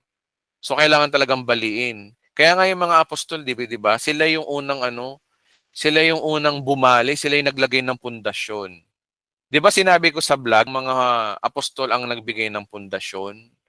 O sila yung foundation of stone. Kaya sila yung unang na-persecute, sila yung unang nakipagdebate. Kasi din yun, pagtayo ng building, ang pinakamahirap sa lahat, yung pagtayo ng pundasyon. Masakit yan, maingay po yan, magastos po yan. O. Kaya yan sila Pablo, o sabihin na natin na technically nakipagdebate rin sila kasi nga sila yung naghuhukay ng pundasyon. Pero tayo mga kapatid, kung may pundasyon ba't makikipagdebate ka pa?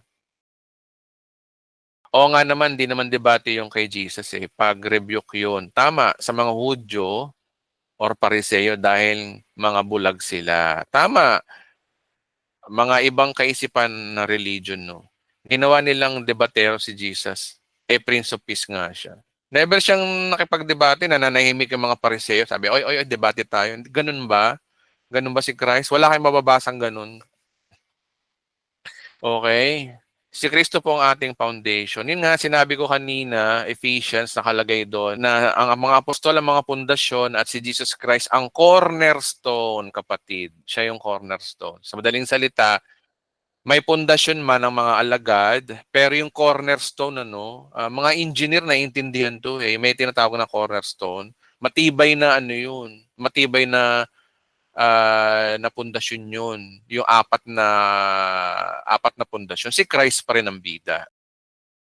Okay, so maraming salamat po. Pwede na po kayo magtanong. Type nyo lang po ang Charito. Pwede na po tayo magtanong. Okay, unang magtatanong, Ronald Flores. Kapatid, sige, go ahead. Pwede na po kayo magtanong. Hello po, Pastor. Magandang gabi po. Good evening. Hello, kapatid. Yung sa Juan, po, Pastor, yung 14:27 po. Teka lang, John chapter 14:27 ba? Teka. John 14:27. Yan. Abot po yung sa kapayapaan po, Pastor, ata. Mm. Oh, kapatid, ano tanong natin dito?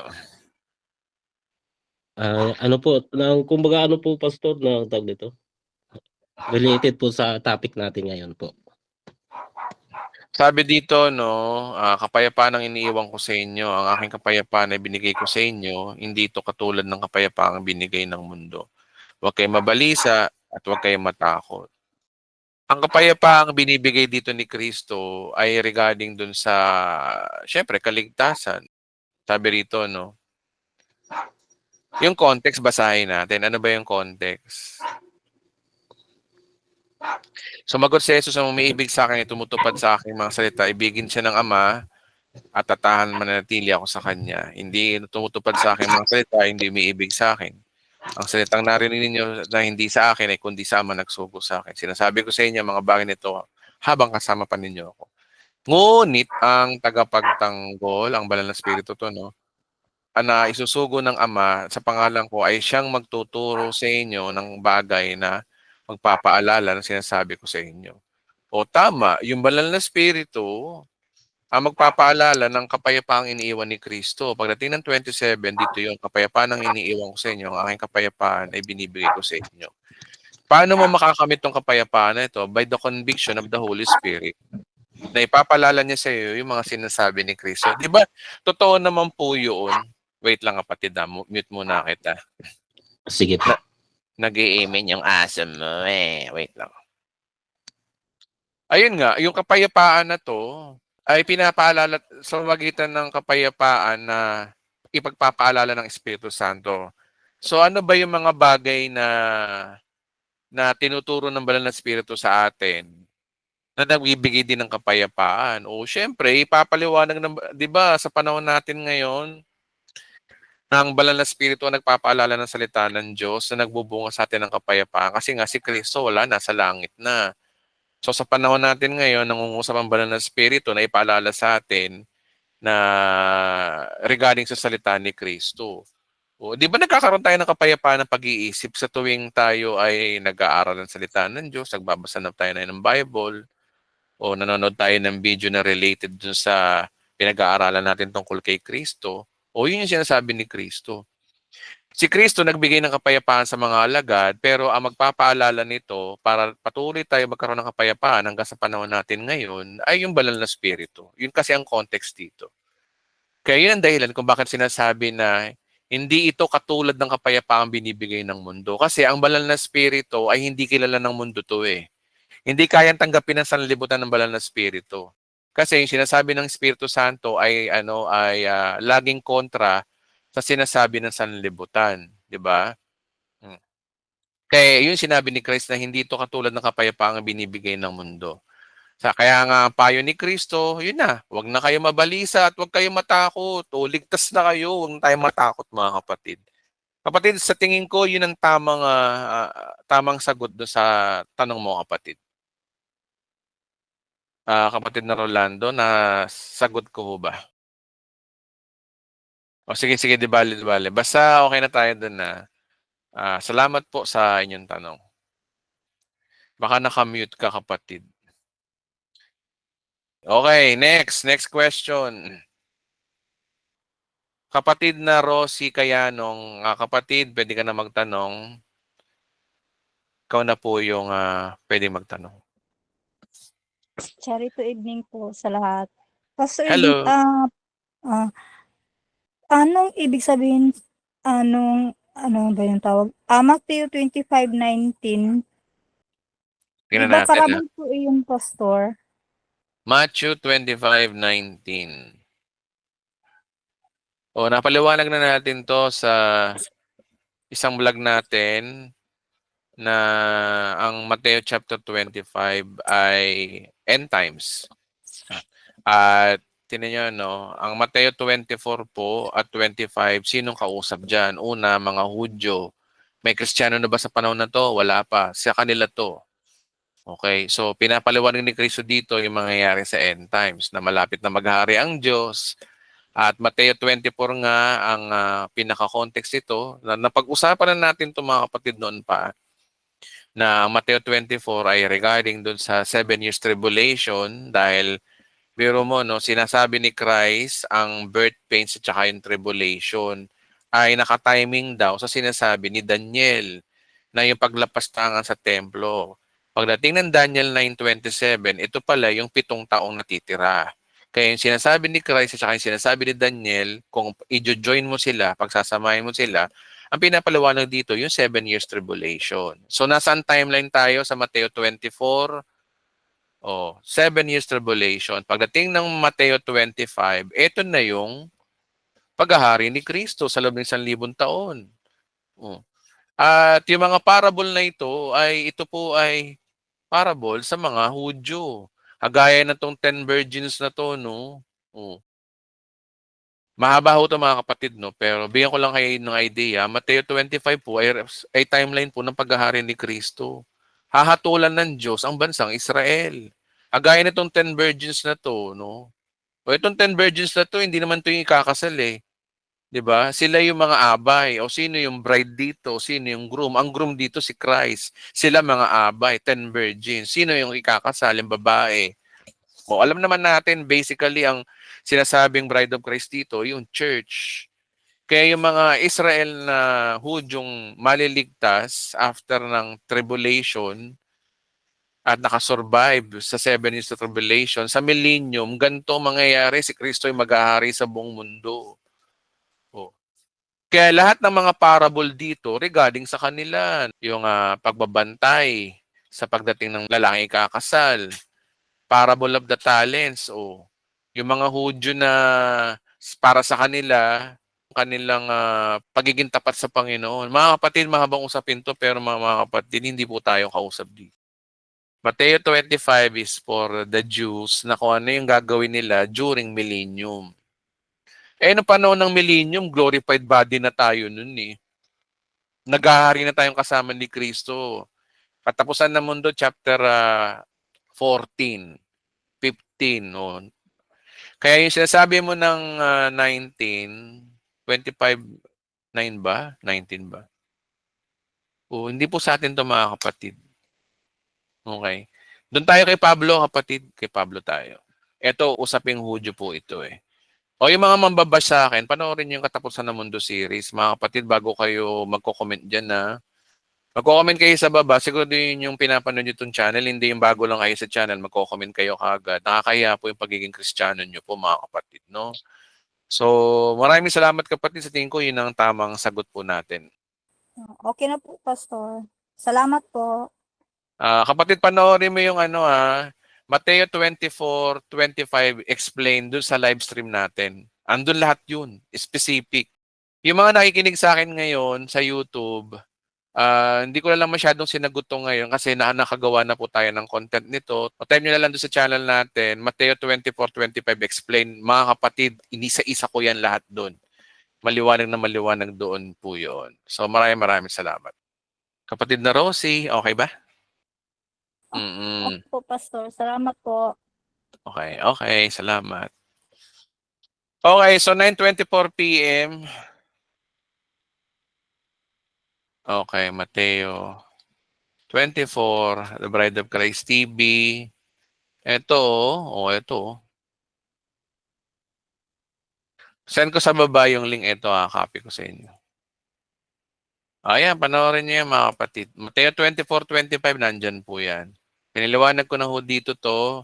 Kasi kaya hindi ko na masyadong sinasagot to ngayon. Kasi mga kapatid, ang haba nito. Oh. 2 oras kong pinaliwanag to eh. Kaya wala, aabot tayo ng siyam-siyam dito kung uulitin ko uling paliwanag. Okay? So maraming salamat po. Okay, next question. Pastor Edwin, sa millennial, magkakaroon ba tayo ng pera? Hindi natin kailangan yun. Yung mga glorified body saints, wala na, hindi na tayo nagugutom. Para tayong nabubuhay na Superman ng panahon na yun. Pwede tayong kumain. Okay? So, tingin ko naman maayos ang buhay natin. Pero yung mga mortal na tao, ganun pa rin. Okay? Okay, so Charito po kay Rodelio Santos. Go ahead, pwede na po kayo magtanong, kapatid na Rodelio. Good evening po, Charito, Pastor. May Hello po. tatanong lang po ako. Sige po. Sige po. Tatanong ko lang po kasi yung doon po sa inaatinan ko. Doon po kasi silang nagtatangs. Hindi ko maintindihan kasi sinasabi nila yung tangs daw. Hindi ko maintindihan yung tangs nila eh. Pero binabasa ko yung Acts chapter 2. Naiintindihan. Paano po ba yung Pastor? Oo, ang speaking Gusto of ko pong tongues. maintindihan. Okay. Ano po? Sige. Sagutin na natin, kapatid. Relax ka lang dyan. Upo ka lang dyan, pre. Relax. Kapi-kapi lang tayo. De, jokes lang. Okay, so, tinan niyo mga kapatid, no? Actually, maraming beses ko na itong sinagot, pero sige lang, tsaga-tsaga lang tayo mag-aaral. Ang speaking of tongues po ay para kanino? Una, ito ay nangyari sa araw ng Pentecostes. Ano ba yung araw ng Pentecostes? Panahon na ang unang Kristiyano ay nakatanggap ng banal na spirito. Yung banal na spirito na to ay pinadala ng ating Panginoon para magkaroon tayo ng wisdom sa pangangaral ng salita ng Diyos. Nung si Apostol Pedro, panahon ni Pedro, bumaba yung banal na spirito, no? At they speak other language, hindi po tongues. Pag sinabi pong tongues, meaning other language, hindi po yung tongues na yung ano ba yun? Yung hindi maintindihan yung pinagsasabi, no? Iba ho yun. Tingnan nyo, no? Sabi rito, no? Nang marinig nila ang ugong, nagdatingan ng maraming tao na mangha sila sapagkat nagsalita ang mga alagad sa wika ng kanilang nakikinig. Pagkamangha at nagtaka ang kanilang nasabi, hindi ba taga-Galilea silang lahat? Bakit sila nakakapagsalita ng ating wika? Pag sinabi nagsasalita ng ating wika, ng ibang wika, ibig sabihin nun, kung hindi ka marunong mag-Pranses, nung oras na yun, bigla kang nag-Pranses. Okay? Kung ikaw ay Pilipino at hindi ka marunong maghapon, bigla kang naghapon, yun ang tinatawag na other language. Yun po yung gift nung panahon na ito. Malalaman natin, para saan ba to? Bakit sila nagsalita ng iba't ibang wika? At saka yung ibang wika nila, hindi po yung agaya ngayon ng mga usong-uso na, hindi ganon. Niloloko lang tayo ng mga, di naman ganon ang speaking of tongues eh. Ang speaking of tongues, nagsasalita ka ng ibang lingwahe. Hindi ka marunong nagbisaya ka. Ilocano ka, pero bigla kang nagcebuano. Di ba? Ganon yung amazing. Yun ang himala. Doon ang himala kasi ron, hindi mo naman lehitimong lingwahe, bigla ka nagsalita ng lingwahe na lingwahe mo. Ganito yung nangyari dito. Sabi dito, no, bakit sila nakakapagsalita ng ating wika? Ano sabi nila? Taga saan daw sila? Tayo yung mga taga Parsya, Media, Elam, Mesopotamia, Judea, Cappadocia, Ponto at Asia. Meron pa sa atin dito na taga Phrygia at Pamphylia, Egypto at sa mga lupaing Libya na malapit sa bayan ng Cyrene at mga nagmula sa Roma. Mga Hudyo at Hentil na ang naaakit ng pananampalatayang Hudyo. Oh, so ano purpose? May taga Creta at Arabia rin. Paano sila nakakapagsalita ng isang mga wika tungkol sa kahangang-hangang ginawa ng Diyos? So, ibig sabihin mga kapatid, ang Diyos dito nagpasikat. Ang Diyos dito, nagbigay siya ng himala. Ito, mga Hudyo to, pero pagsasalitain ko to ng ibang lingwahe, na yung mga audience na naandun ay mamamangha. Oh. Ganun po yung eksaktong nangyari. Oh. So, ano ang purpose? Para maniwala yung mga Hudyong taga-ibang bansa na hindi marunong magsalita ng Hebreo, kundi yung mga lingwaheng Arabia, lingwaheng Egypto, etc., etc. Oh. Kasi mga kapatid, tandaan po natin, si Jesus Christ sa mga alagad, dapat silang manghimala kasi tinawag sila sa mga Hudyo. Ang mga Hudyo, hindi yan basta-basta maniniwala kung walang himala. At sinabi ng Bible, ang mga Hudyo, maniniwala lamang sa iyo ng himala. Kaya din yung kayo nagtataka, si Christ, nung tinawag siya, panay ang himala niya kasi yung mga Hudyo hindi naniniwala yan, gusto nila may ebidensya eh. O kahit nung panahon din ng mga agalagad, isang himala yan eh, di ba? Nagsalita sila ng iba't ibang wika. Yun po yun. Pero sa panahon natin ngayon, mga Kristiyano ngayon, iba yung nangyayari ngayon eh. Hindi naman other language eh. Kaya yun, ngayon, ang tanong mo sa akin, Pastor Edwin, totoo ba yun? Galing ba sa Diyos yun? Hindi ko alam. Ba't sila ganun? Baka hindi ko, ewan ko ha. Hindi naman blasphemy of the Holy Spirit kung sasabihin natin hindi galing sa Diyos yung mga sinasabi nila eh. Kasi ang blasphemy of the Holy Spirit, wala kang basihan. Tayo may basihan tayo, Bible may sabi na ang mga himala ay para sa mga Hudyo, ang pag-speaking of tongues ay para sa mga Hudyo. Nung oras lang na ito, ba't mga Kristiyano ngayon, yung mga so-called Christian, nag-speaking of tongues, kung ano-ano pa mga ginagawa, may tumatawa pa. Anong kalokohan to? Di ba? Wala, lokohan na to, mga kapatid. Kung di tayo naaral ng salita ng Diyos, wala. Kaya kayo na bahala mag-isip kung saan galing yun. Ang mahalaga ho dito, ang reason kung bakit nag-speaking of tongues ang mga Hudyo nung araw, para mamangha yung mga taong nakikinig sa kanila at para mahikayat nila, himala ho yan eh. Sa panahon ngayon, sa ating mga Hentil, hindi kailangan ng himala. Pagtatawanan tayo, di ba napapansin? Nagiging katawa-tawa yung simbahan kapag nag-speaking of tongues, hindi maintindihan, puspos daw ng banal na spirito. Pero mga pinagagawa, tawa ng tawa, iyak ng iyak, ano tingin sa atin? Ang interpretasyon sa atin nito, tayo mga Hentil, ang sagot ng mga Hentil sa atin, mga nababaliw daw tayo, kaya nga tayo binabansag ang mga buwang agin eh. Kasi hindi naman atin yun, mali ang implementation natin. Yan para sa mga Hudyo, nung oras lang na yun. Ngayon, wala nang ganun-ganun ngayon. Bakit kailangan pa mag-speaking of tongues mo? Yung sa service ka ng simbahan, may unbeliever doon, mag-speaking of tongues ka. Parang parang hindi akma. Hindi akma. Sa panahon natin ngayon, tayo mga Hentil, ang mensahe sa mga Hentil ngayon ay dapat we should live by faith and not by sight. Yung mga speaking of tongues sa ginagawa ngayon ng mga ibang mga Pentecostal, by sight ang kanilang basihan maghihimala sila para maniwala. Sa panahon po natin ngayon, ang pangangaral ng salita ng Diyos, ang pinapangaral, yung himala ng ginawa ni Kristo sa krus ng Kalbaryo para maligtas ang mga tao na nakikinig sa atin, hindi yung mga speaking of tongues na yan para maniwala sila. Karamihan sa mga unbeliever ngayon, pag nakikita tayo nag-speaking of tongues, sasabihin tayo, mga baliw totoo naman kasi mali yung doktrina nyo. Aral-aral din kasi mga kapatid. Kaya kapatid, sa tingin ko, yun ang ating sagot puro ng kapatid, by scripture. Salamat po, Pastor. Kasi yung mga kasama ko, pagka naggaganon na, sabi ko, hindi naman maintindihan niya bakit pinagpapatuloy pa natin yan. Yun po kasi yung sinasabi ko sa kanila.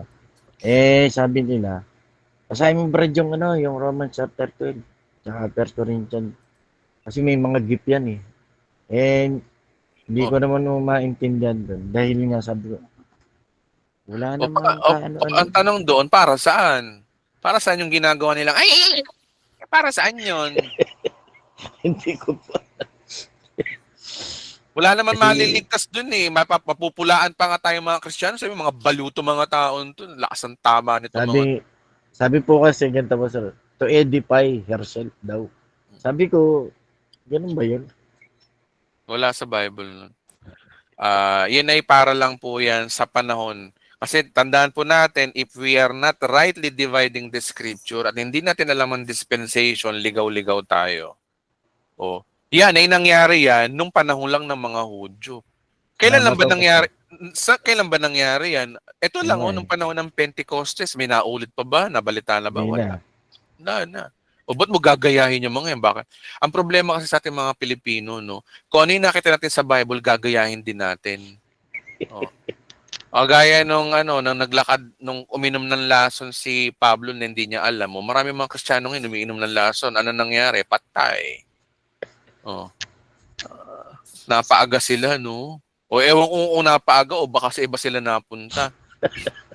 Mga kapatid, sa panahon ngayon, be wise sa pag-aaral ng salita ng Diyos. Huwag tayong dedepende doon sa emosyon ng... Emosyon po yan mga kapatid, yung mga ginagawa ng mga Pentecostal na yan. Wala naman sa Biblia yan eh.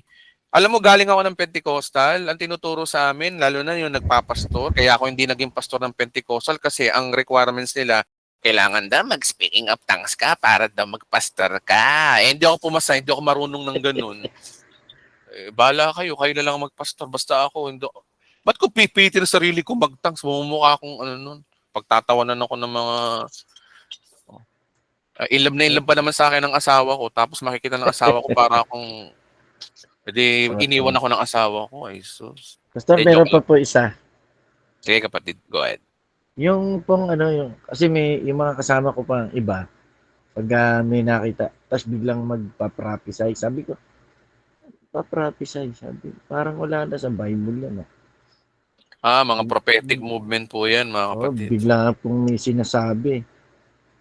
Tapos biglang magpe-pray na kasi ganun daw yung mangyayari. Kasi mga kapatid, ang tinuturo ng Bible na mag-prophesy, yung prophecy na mula sa Bible ang i-quote mo. O gaya ng ginagawa ko, di ba, nagtuturo ko ng katapusan ng mundo, yun ang prophecy, yun ang prophesying. Pero yung magpa-prophesy ka na, ito ang pinapasabi sa iyo ng Panginoon, magpupunta ka ng ibang bansa, mapapangasawa mo ay kulay puti. Prophecy daw yung prophecy. Ibang usapan na yung kapatid. Naging manghuhula ka na hindi ka naman propeta. Tsaka pangatlo, ang huling propeta po sa Bible, si Apostol Juan. Kung meron man tayong apostol, ang huling apostol si Pablo. Ang huling nag-prophecy si Juan. Bukod doon, wala na. Kaya nga ang dulo ng Bible, huwag tayong magdadagdag eh. Tapos sasabihin mo, magpa-prophecy ka. Hindi po prophecy po yun. Mali na naman ang intindi nila doon sa prophecy. Kaya tinan mo, nahawa-hawa na, kasalin-salin lahi na ito ang pinapasabi sa iyo ng Panginoon, ikakasal ka next week, pero hindi muna ngayon. Ay, Diyos ko. Mga kapatid, lumaya na tayo dyan. Wala sa hulog yung ganyang turo, kapatid.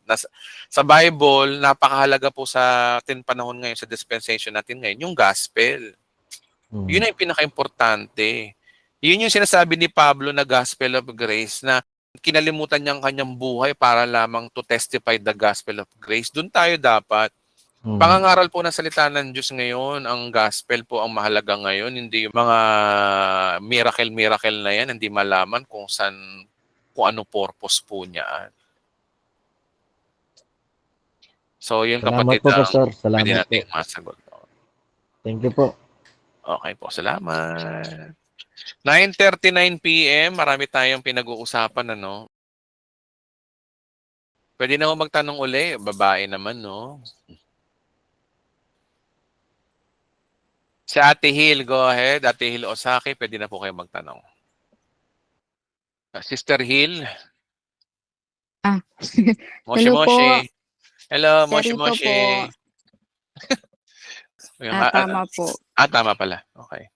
Hello po Kasi kapatid, go ahead. Sige. Go, go, go. ano go. po, may ano lang kasi ako po, yung kasama ko sa nanonood kay Bishop din. Pero hindi siya nanonood dito sa atin. Kay Bishop lang siya po. Eh, grabe po siya makipag-trash talker sa social media. Pero ano ko siya sa Facebook po. Friend ko siya nagme-mail siya nag-PPM siya sa akin na ganito. Nag-advise lang din ako sa kanya. Pero ayaw makinig po. Din pa naging ano na din ako judgmental. Sabi ko sa kanya, sabi ko, di ba Christian ka? Bakit ka nakikipag diyan sa social media? Tapos kung ano-anong sinasabi niya, sabi ko, hayaan mo na si Lord ang pinakadakila. Siya na ang gagawa niya ng solusyon. Pero ayaw pa din niya makinig. Kung ano-ano, marami talaga siyang sinasabi. Kaso lang, nanonood po siya kay Bishop Amy.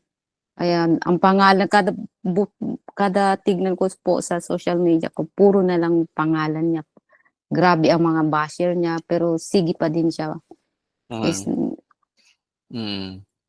Kaya yung advice ko sa kanya, hindi pa din natatala po. Sabi niya 18 years old pa lang siya, Christian na daw siya. Pero nasabihin, hindi ka Christian, ano ka, perverted ka, sinabi ko sa kanya. Sabi niya, judgmental ka din. Sabi ko, sorry na. Sabi ko, sorry kasi ang mga mo kasi hindi ko gusto. Kasi, ngayon, kahit na-restrict ko na po siya, nag-mail pa din siya. Sabi ko, ikaw nang bahala. Kaya hindi ko na po siya kayang i-advise po na kahit anong sabihin ko na ayaw makinig po. Pero lagi siya po nanonood kay Bishop N. Tapos lagi din siya nanonood kahit wala siyang ginagawa. Nanonood daw siya lahat ng mga broadcast. Pero ganun pa din ang ibig sabihin po, hindi pa siya Christian nun, pastor. Kasi hindi naman siya nakikinig. Hindi niya naintindihan. Ibig sabihin, wala siyang banal na espiritu nun. Hindi natin alam, kapatid. Kaya nga, sabi ko nga sa inyo, pag akong tatanungin nyo kung ligtas o hindi, hindi natin alam, kapatid. Kasi, ang Diyos lang ang nakakaalam po nun eh. Pero may sinasabi ang Biblia na ang kaligtasan ay pananampalataya kay Kristo. Kung nananampalataya siya sa ating Panginoong Hesus, sa kanyang tinapos, pero ganun ang ugali niya, hindi pa naman tapos ang Diyos sa kanya, buhay pa naman siya. Meron pang tamang oras para mag-mature din siya. Maaring hindi rin, hindi natin alam, kapatid. Mahirap mag-judge. Pag mayroon kayo nang i-encounter ng ganyang mga tao, na lang, para sa kapayapaan ng pag-iisip, huwag nyo na lang pansinin. Pag ayaw makinig, isa, dalawa tao, hindi makinig, friend nyo na. Para magkaroon kayo ng kapayapaan na pag-iisip. Huwag nyo nang pagtiyagaan yung mga taong ayaw makinig. Full grace daw siya po. Full grace daw siya, sabi niya. Full grace ako. Anong full? Full grace daw siya kay Bishop Amy. Ano spelling ng full niya? Kaya nga po, F-U-L-L o F? Siguro P po. Kaya hindi niya naintindihan. Wala mga kapatid, meron talagang ganyan. May encounter kayo. Hindi natin sila pwedeng husgahan, pero kung nagdudulot sa iyo ng kaguluhan ng pag-iisip mo yan, wala lang kausapin. Hayaan mo siya. Siya po nakikipag-chat. Ako po, hindi ko na siya pinapansin minsan. Kaso lang paggising ko, ang daming niyang PM. Hindi ko na lang pinapansin kasi nag-advise na ako sa kanya. Pero ayaw. Pag nakikita ko yung social media, grabe ang mga salita niya. Parang hindi siya Christian. Pag ganon, malaya naman tayo, di ba, sa Facebook natin, freedom of expression, ang freedom of expression mo, i-block mo lang kung gusto mo. Para lang magkaroon ka lang kapayapaan na pag-isip. Kasi ginawa mo naman yung part sa kanya, na nagsabihan siya, hindi nakinig, kung ayaw makinig, gusto ko ng payapang buhay, kung ayaw mo, block na lang kita. Sinabi niya kasi sa akin, ikaw na lang, ikaw na lang, Christian ako, pero ikaw magpakabanal ka. ayaw mo kasi ipagtatanggol daw niya ang Pilipinas. Eh sabi ko, paano mo ipagtatanggol ang Pinas? Sabi ko, may power ka ba? Ay, ang Diyos lang ang may power, sabi ko sa kanya. Mm. Kaya, ngayon hindi ko na lang sinagot yung mail niya, Pastor. Pero naaawa lang ako sa kanya kasi, Pastor, yun lang po. Oo. Basta mga kapatid, wala naman pong masama kung natotoxican tayo sa mga nagiging kaibigan natin, i-unfriend natin. Hindi naman po kasalanan sa Diyos po yun eh. Ginagaling ng Diyos yung desisyon natin. Kung ayaw mo nang kausapin yung taong yun, ang maganda lang sa Facebook, meron tayong tinatawag na, pwede mo siyang i-block. Kalayaan mo yun eh. Ano mo yung karapatan mo yun. Ayaw mo makipag-usap di ano. Una, pag nag-chat sa'yo, wag mong isin. Pero pag nangungulit sa'yo, di block mo na lang para wala namang masama ho doon kung ayaw tayo makipag-usap. Ngayon, sabihin nyo nang gusto nyo sabihin na wala akong kwentang tao, etc. Basta ako gusto ko ng kapayapaan. Ayaw mo naman makinig. Ayaw mo makinig sa payo. Para saan pa? Ang tunay na kaibigan, marunong makinig. Kung hindi nakikinig sa'yo, yung kaibigan pa ba yun? Sa tingin ko, hindi na gano'n ang kaibigan eh. So, wala na, hayaan na lang natin siya. Hayaan ko na lang po. Kasi naawa lang kasi ako sa kanya po. Pero ikaw ba naawa ka sa sarili mo pag nakukonsume ka? Yun. Dapat maawa ka rin sa sarili Sabi mo. ko, kawawa naman to. Grabe ang mga basher niya. Grabe talaga, Pastor. Hindi lang, nasa libo-libo na yung mga basher niya. Grabe siya. Wala. Ikaw, kung kaya mo pang kausapin, pero kung ako sa lugar mo, wag na. Hindi ko na siya, kanina hindi ko na siya, sinagot, Pastor. Kasi sinabihan niya na ako, ikaw, magpakabanal ka. Pero ano ba to, Christian? Hindi ko na sinagot ulit. Kaya 2 beses niya na nasabi kasi. Sabi ko, hindi naman ako nagpapakabanal. Sabi ko, normal lang to sa Christian, sabi ko sa kanya. Wala tayong magagawa dyan. Meron talagang ganyan. Hayaan mo na lang, kapatid. Mabuhay ka na mapayapa. Piliin mo na lang yan. Opo. Yun lang po, Pastor. Sorry po. Thank you po. Salamat. Thank you po. Salamat. Bye. Bye-bye po. 9:48 p.m. Meron pa tayong 12 minutes. Bigyan ko pa kayo ng time para magtanong. Sige po, pwede na po magtanong. Lalaki naman,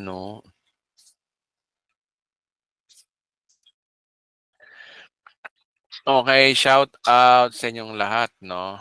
Wait lang. Sige, yung mga nagtatanong dito sa chat, entertain ko nga muna.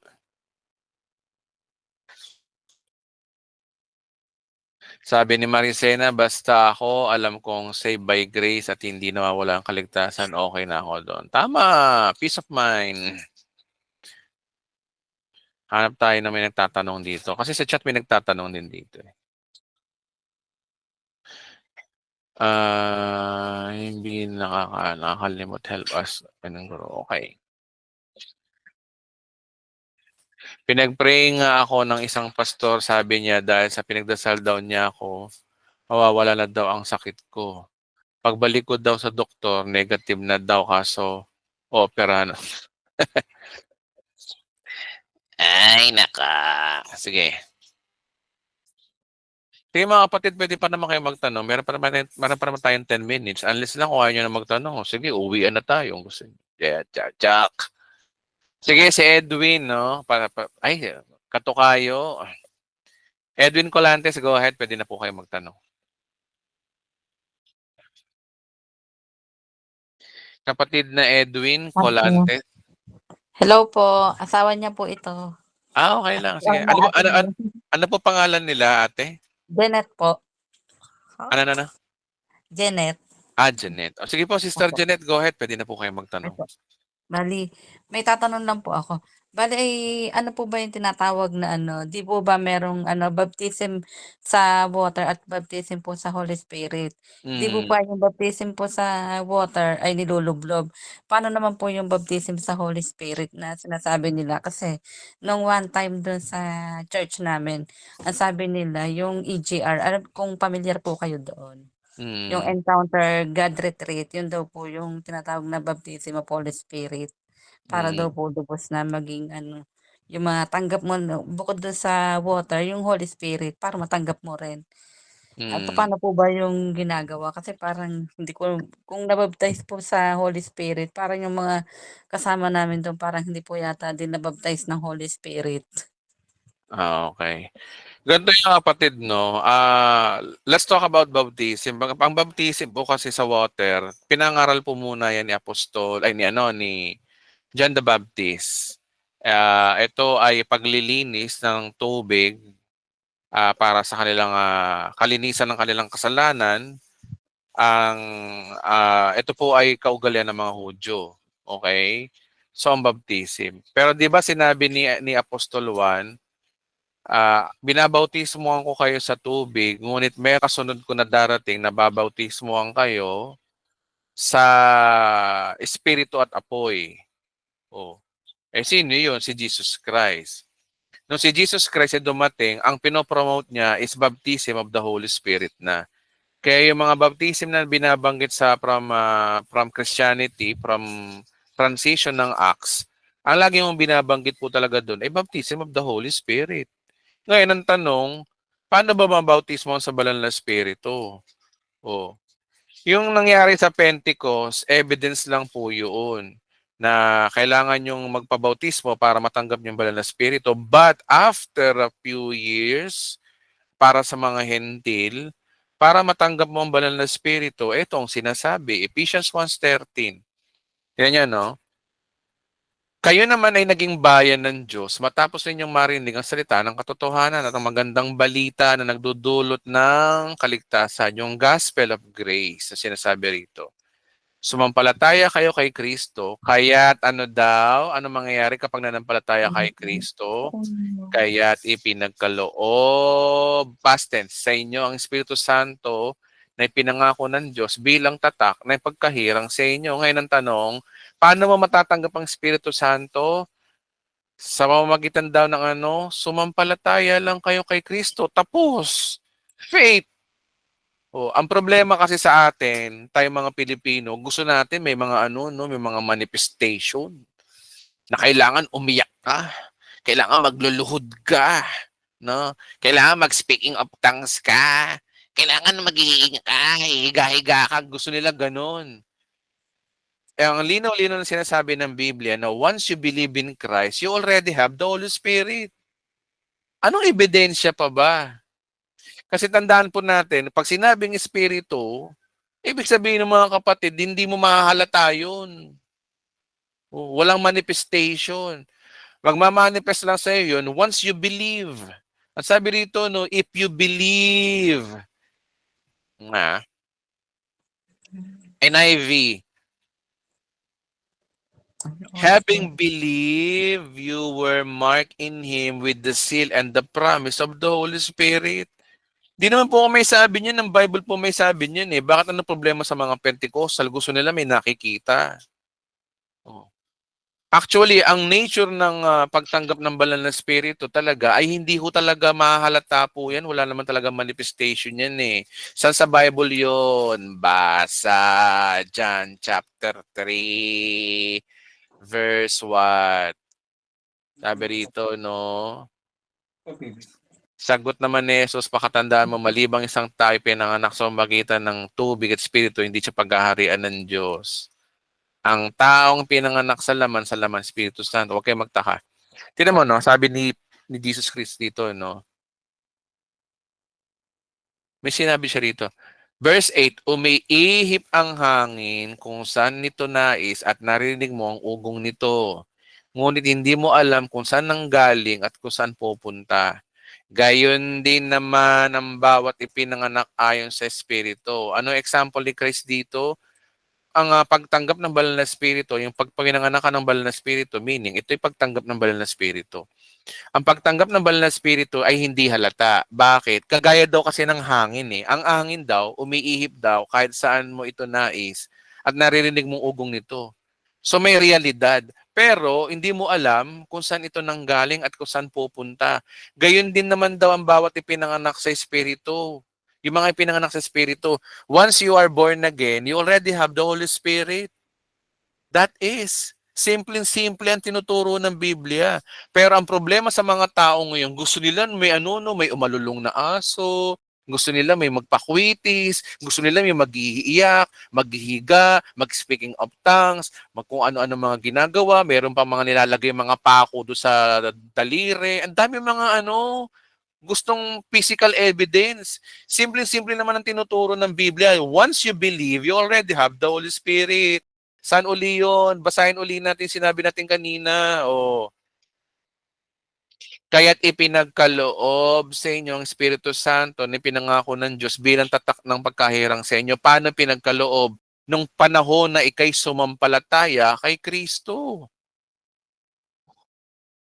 Ibig sabihin, Pastor Edwin, nasa akin ang banal na Espiritu. Oo, once you believe. Pero kung hindi ka na naniniwala, bahala ka. The Holy Spirit will be not upon you because you are not have no faith in Christ. Kaya mahalaga talaga yung pananampalataya, mga kapatid. Ang pananampalataya ang susi. Kaya nga sa bagong tipan, we should live by faith and not by sight. Pero ang tinuturo ng mga Pentecostal ngayon, kailangan may sight, kailangan may nakikita, kailangan may nagtatangs, kailangan may lumuluhod, kailangan may umiiyak, kaya nga kailangan maglalagay ka ng pako dun sa may palad mo. O yun ang mga tinuro sa atin. Okay? Meron pang ano, may oil pa, no? Lalagay ng langis. Ang daming ano.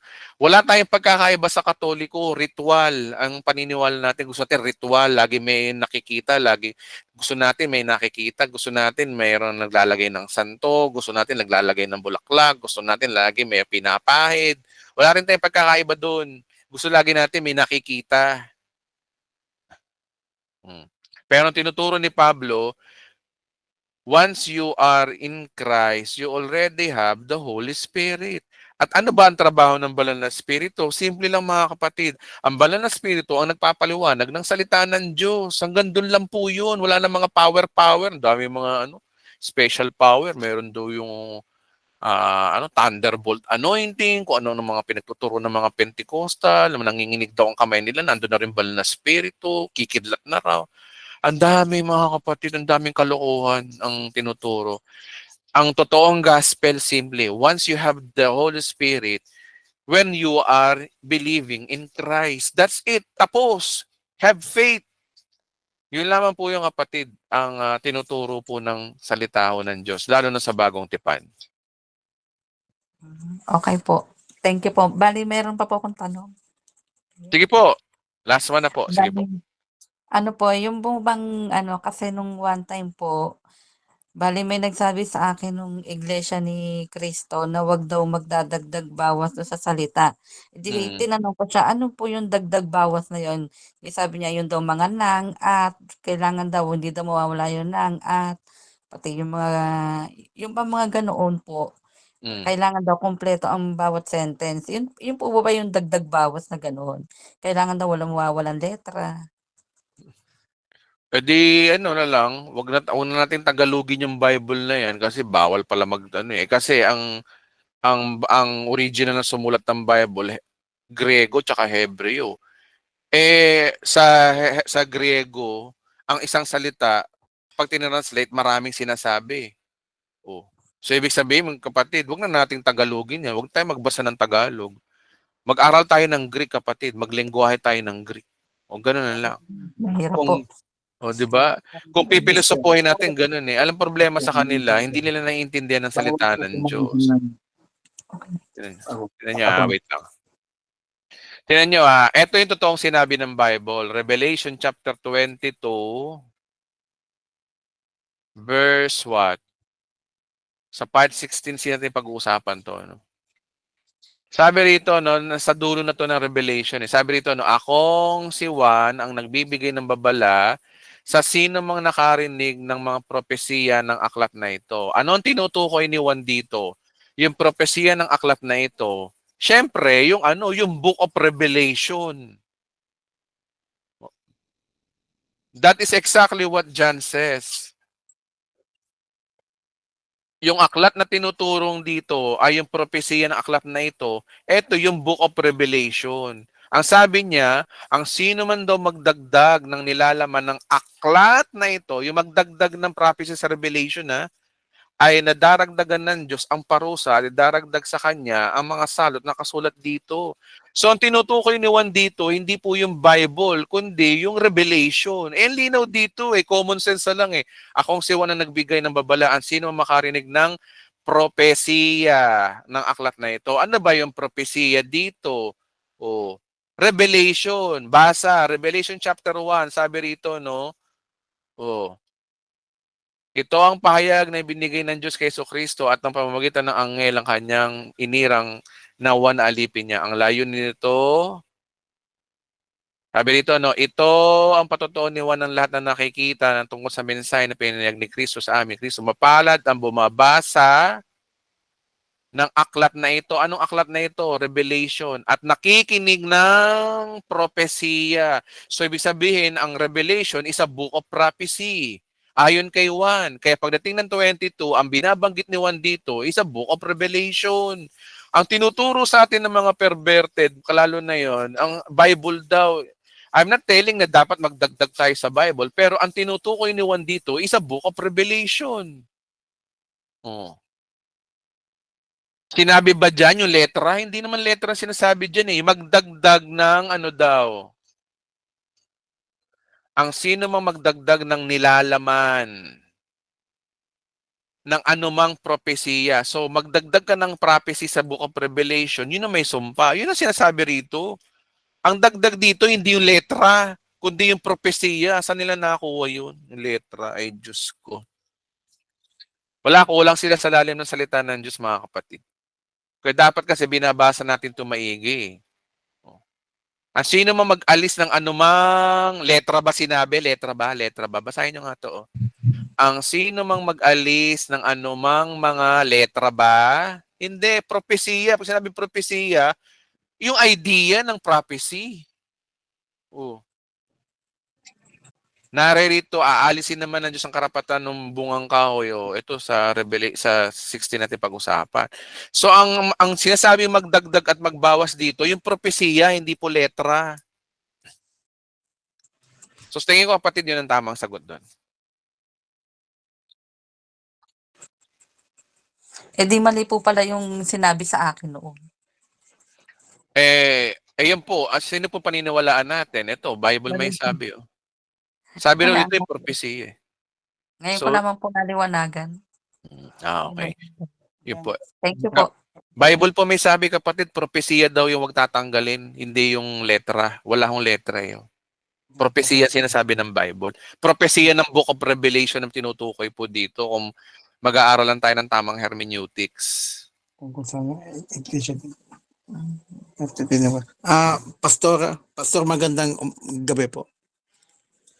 Sige po, sige po. Edwin po to, Edwin Colliantes po. Opo.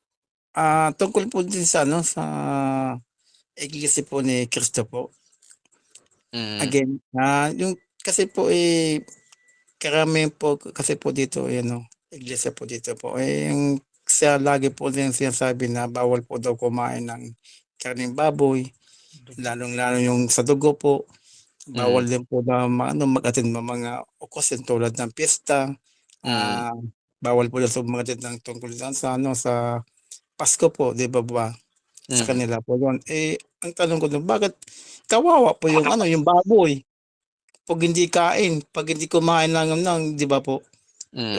Wala man po na kinalaman yung baboy dun Ang pagkaalam ko lang po, pagkain po yun para mabuhay po yung tao po. So ang tanong ko po doon, bawal po talaga kumain po doon?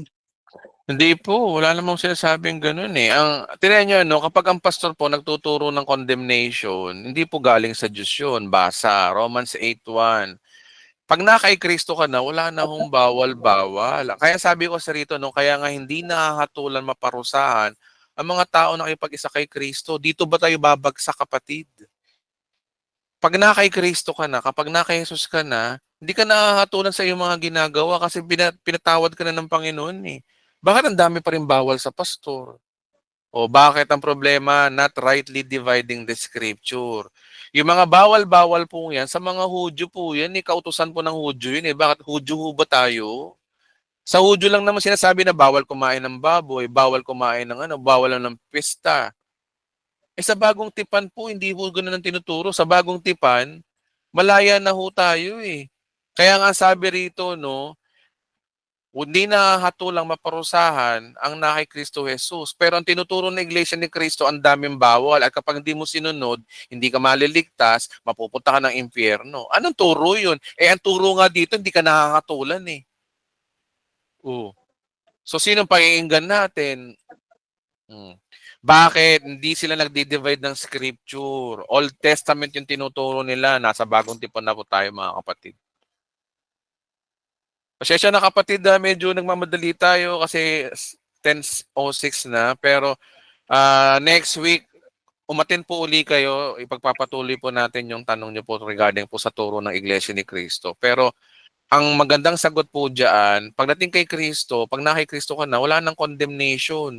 Kapag ang pastor nagtuturo na meron pang dapat gawin para kung hindi paparusahan ka, yun po ay taliwas sa gospel ni Pablo. Gospel na para sa atin, kapatid.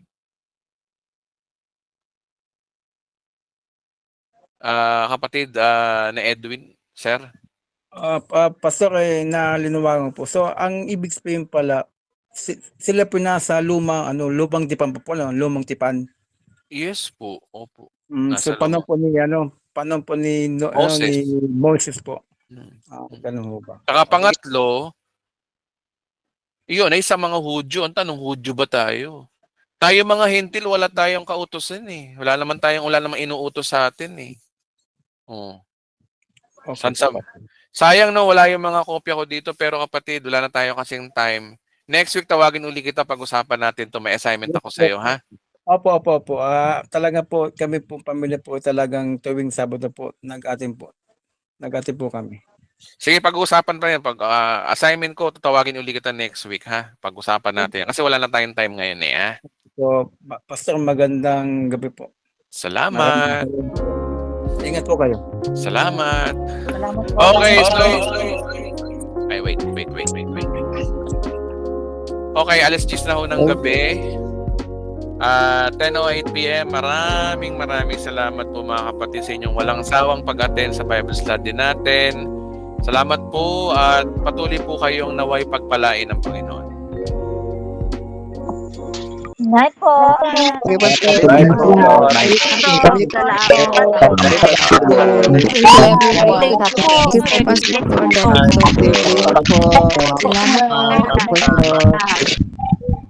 night.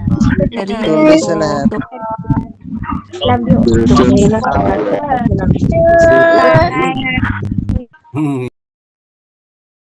Salamat po mga kapatid, mga kapwa ko Pilipino. Mahal na mahal ko po kayong lahat. See you po next week. Salamat. Salamat po. Love you po.